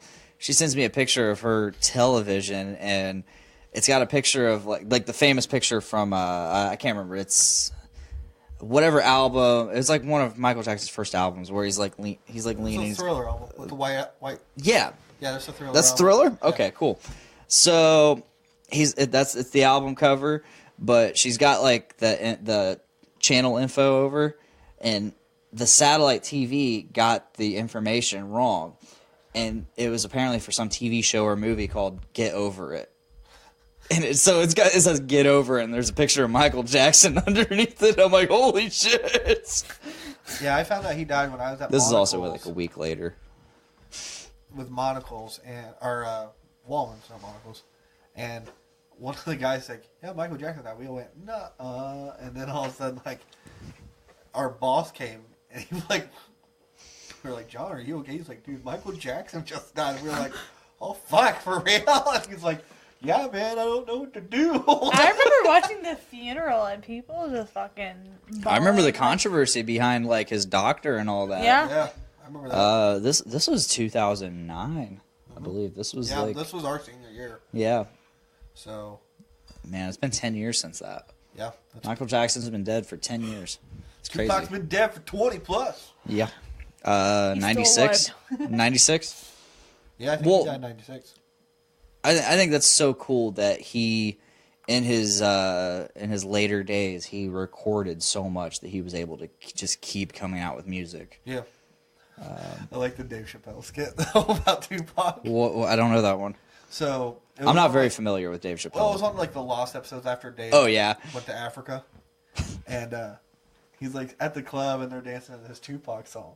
Well, the last verse is like very recent stuff that's been going on in the news. Like they're talking about like George W. Bush and stuff. Yeah. And like they're like, what the hell's going on? And it's like, it was a couple years ago. You probably didn't hear about it. And they all go, oh, okay. Well, then they start like, Tupac starts rapping about Dave Chappelle dancing with this girl that's not his wife. And he's just like, come on, man.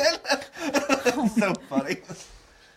So that's what happens when I think of Tupac now. I just think of Dave Chappelle. Yeah. All right, are we ready to close this down? Yeah, I think think we're we got it. closed. I'm sorry. Do your shameless plugs and let me leave. Shameless plug. So before I get into the plugs, I have an announcement. You're adopted. Happy Fun Metal Time with Nick and Dick. About me. New show coming probably bi-weekly, probably next week-ish. Yeah, bye. Featuring myself and Nick Maxon. We've been talking about doing like a metal show for a while. He was featured. He guested on the very first couple episodes of Podcastrophe, and that's what we did. We talked some metal and music and whatnot. American Vandal, not music. Been listening to a lot of Pantera lately. Very nice. Yeah, So yeah, we're gonna hopefully dive into some metal music, get some local music, and interview bands and whatnot. Who knows what'll happen? It'll be hopefully this Saturday, and so just keep an eye out on that. We repurposed our very own Nick and Dick Facebook page for this. Instead of making a new page, we're just like, hey, let's just change the Nick and Dick page. So why not? We've had this thing since 2012, and we just never did anything with it. We just occasionally posted a selfie with each other. Also, keep in mind, we also in April we have the Game of Thrones podcast, Game of King Chairs podcast. Where we are going to follow episode by When episode. is this happening? Like what day? I don't know. It comes out on. It's Sunday. We'll figure it out. We have a couple months to TBD. figure. I will totally be involved in that. To be disclosed. You pushed me into Game of Thrones. I have to be involved. To be determined, disclosed. You have enough time. No, it took me a year to fucking watch all that shit. Trust me, I can watch it in like 3 weekends. Do it.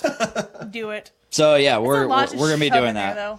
There, 6 episodes. you don't want to? 6 episodes of the final season of Game of Thrones. 6 episodes of Game of King Chairs podcast. We are gonna go like every week. We are gonna dive deep into the episode that premiered that week.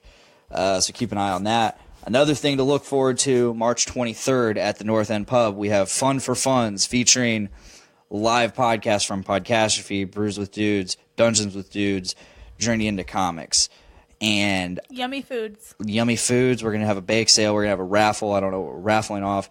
We're probably going to get Dysfunctional Jake Peter from Rhythm and Ink Studios in Frankfort, Indiana, who did our brand new logo, which we debuted the other day. Thank you, Jake. You're the fucking man. So we're probably gonna get him involved. Maybe do some fucking sketches for people. Get him some exposure because he's really an awesome artist. He really is. We're also gonna have live music featuring hosts from several shows on the network. We're gonna have band number 1, which is my band. We're going to have Walk Among Us, which is Nate, Sarah, and Veronica's band from Foodies Watching Movies, Journey into Comics, Journey into Wrestling, Gallif Radio, those shows. We're going to have Yesterday's Chips, which is Dave Linder of Dungeons with Dudes, and Boner Jovi featuring Nick Maxon. Don't forget that band. That band? Yeah. Who's that band? Me. Ah! I'm not. I'm lying. Oh, okay. Who knows what'll happen between then and Unless then. I teach myself guitar in the next 2 months. Just teach yourself Iris and play Iris. There you go. So who knows what we're gonna add to that show, but that show is just hopefully raise hype and awareness and get us some likes and follows for the network, for Podcastrophe. Hashtag support LaFiCon. And it's gonna be to raise hype for LaFiCon, which is in April. It's gonna raise some funds for us so we can afford to go to places like Comic-Con, maybe get a booth there, afford better equipment, afford merchandise to sell to you guys. T-shirts. So you can wear Journey into Comics gear or Podcastrophe gear or any of the show's gear. Who knows what'll happen? Maybe we'll get a mug. Maybe we'll get some mugs. That'd be actually a pretty cool thing. That'd be pretty I tight. have been looking at Podcast. cozies. Ooh, there we go. We're gonna work on it. The cool thing about I Podcastrophe, do a lot for this, and he just doesn't take it. He doesn't accept it. I spend a lot of time trying to design it stuff. takes money. It takes money to do it. Boats and hoes. I tried to design logos way back when, and he didn't like. I offered to design the logo. I tried. He didn't Did like you? it. Yeah. I don't remember that. It's on one of these episodes. Oh. It's okay. I know how you feel. I sent him so many shit, and he's like, meh. Look, I'm very happy you. with the logo we ended up with. Dig it. Jake is an awesome artist, and the reason I like to go to people like Jake is because I like to be able to promote their business too. No, I understand and because okay, cool, they can help me promote, but I really like to be able to promote them. Also, it's about building a community. Exactly, absolutely. So, if you're in the Lafayette area, March 23rd, come check out Fun for Funds at North End Pub, also connected to Market Square Lanes Bowling Alley. It'll be $10. You can come check out some live podcasts. You can check out some live music. It's going to be a lot of fun. Check us out. But if that is all, check out Podcastrophe on the Podcastrophe feed. You can get us on iTunes and Podbean. Just subscribe to either Podcastrophe on either or. If you're not on podcast, what are you guys whispering about? I don't know. Oh man. I know. What? Keep going. What? You keep You're looking making at the fun. floor. You keep looking at the floor, so Yeah. you might as well just write them on the floor for a script. No. Okay. So if you listen to us, you probably listen to Now he's Journey looking into at a different Comics. spot on the floor. Guys, quit calling out my anxiety. Do you want me to write a little script? I'm like, Shut up! If you listen to us, you more than likely listen to the Journey into Comics Network. But if you don't, go ahead and check out the Journey into Comics Network by subscribing to them on Podme, Stitcher Radio, Google Play Music, iTunes, and Spotify. And you get all kinds of shows like Journey into Comics. Shut up, Miranda. I'm trying to plug the network. Journey into Comics, Gallif Radio, Pour 360, Journey into Wrestling, Foodies Watching Movies, Brews with Dudes, Dungeons with Dudes, Kids for Sale, Voice of Survival, and Adulting Ain't Easy. And, of course, Podcastrophe. I was about to say, don't forget this one. But if you're not subscribed to Journey into Comics, if you're not subscribed to us, Podcastrophe, on our own feed. Keep looking at the floor. Oh my God, you're throwing me off because I'm not looking at the floor. If you're not subscribed to us directly, you miss out on so much extra content. We do extra shows, like specifically Happy Fun Metal Time with Nick and Dick, which is coming out here soon, and the future Gang of King Chairs podcast, which features us talking about Game of Thrones. So please subscribe to Podcastrophe directly, and you get extra content, whether it be those two shows or just whatever the fuck we want to do extra. And check us out live on Facebook, YouTube, and Twitch every Tuesday, roughly around 5:30 or 6. And that is all. That is all. Is that it? That is it. Thank you, Miranda, my lovely, lovely, lovely wife. I love you. I love you. Dude, you gotta shorten this plug. I know. It's so long. It's so long. He's a talker. He makes it long. And thank you, Matt. Yeah, no problem. I'm glad you got to talk tonight. Yeah. Yeah, me too. You know, you don't get this chance very often. You know, I have good Tyler, ideas. I do. Tyler, he doesn't let you talk, but if you ever want to debate something, Tyler is the best person to debate something. Tyler is good people. He's good people. He just doesn't let you talk much, and he's like, Fuck He your is opinion. he is just a very strong personality, and that is why I like having Which him is on the so show. Strong-willed individual. But damn, let people have their own opinions and don't kill them about it. Matt, You know? it is my hope for one day. He's your one. You're his one. For one day for you to have your own show. I'll have it. You'll have it. You I gonna believe talk about in the you. Patriots? It's called the Matt Pack. The Matt We Pack. already Hell got- yeah. We already got a group. Matt Pack. Hell yeah. But if that is all, it's time. Let's please make every day a big dick day. Bye, guys.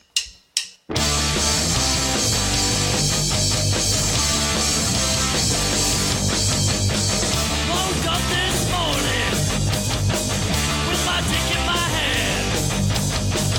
Girl is to the right of me, just like I planned.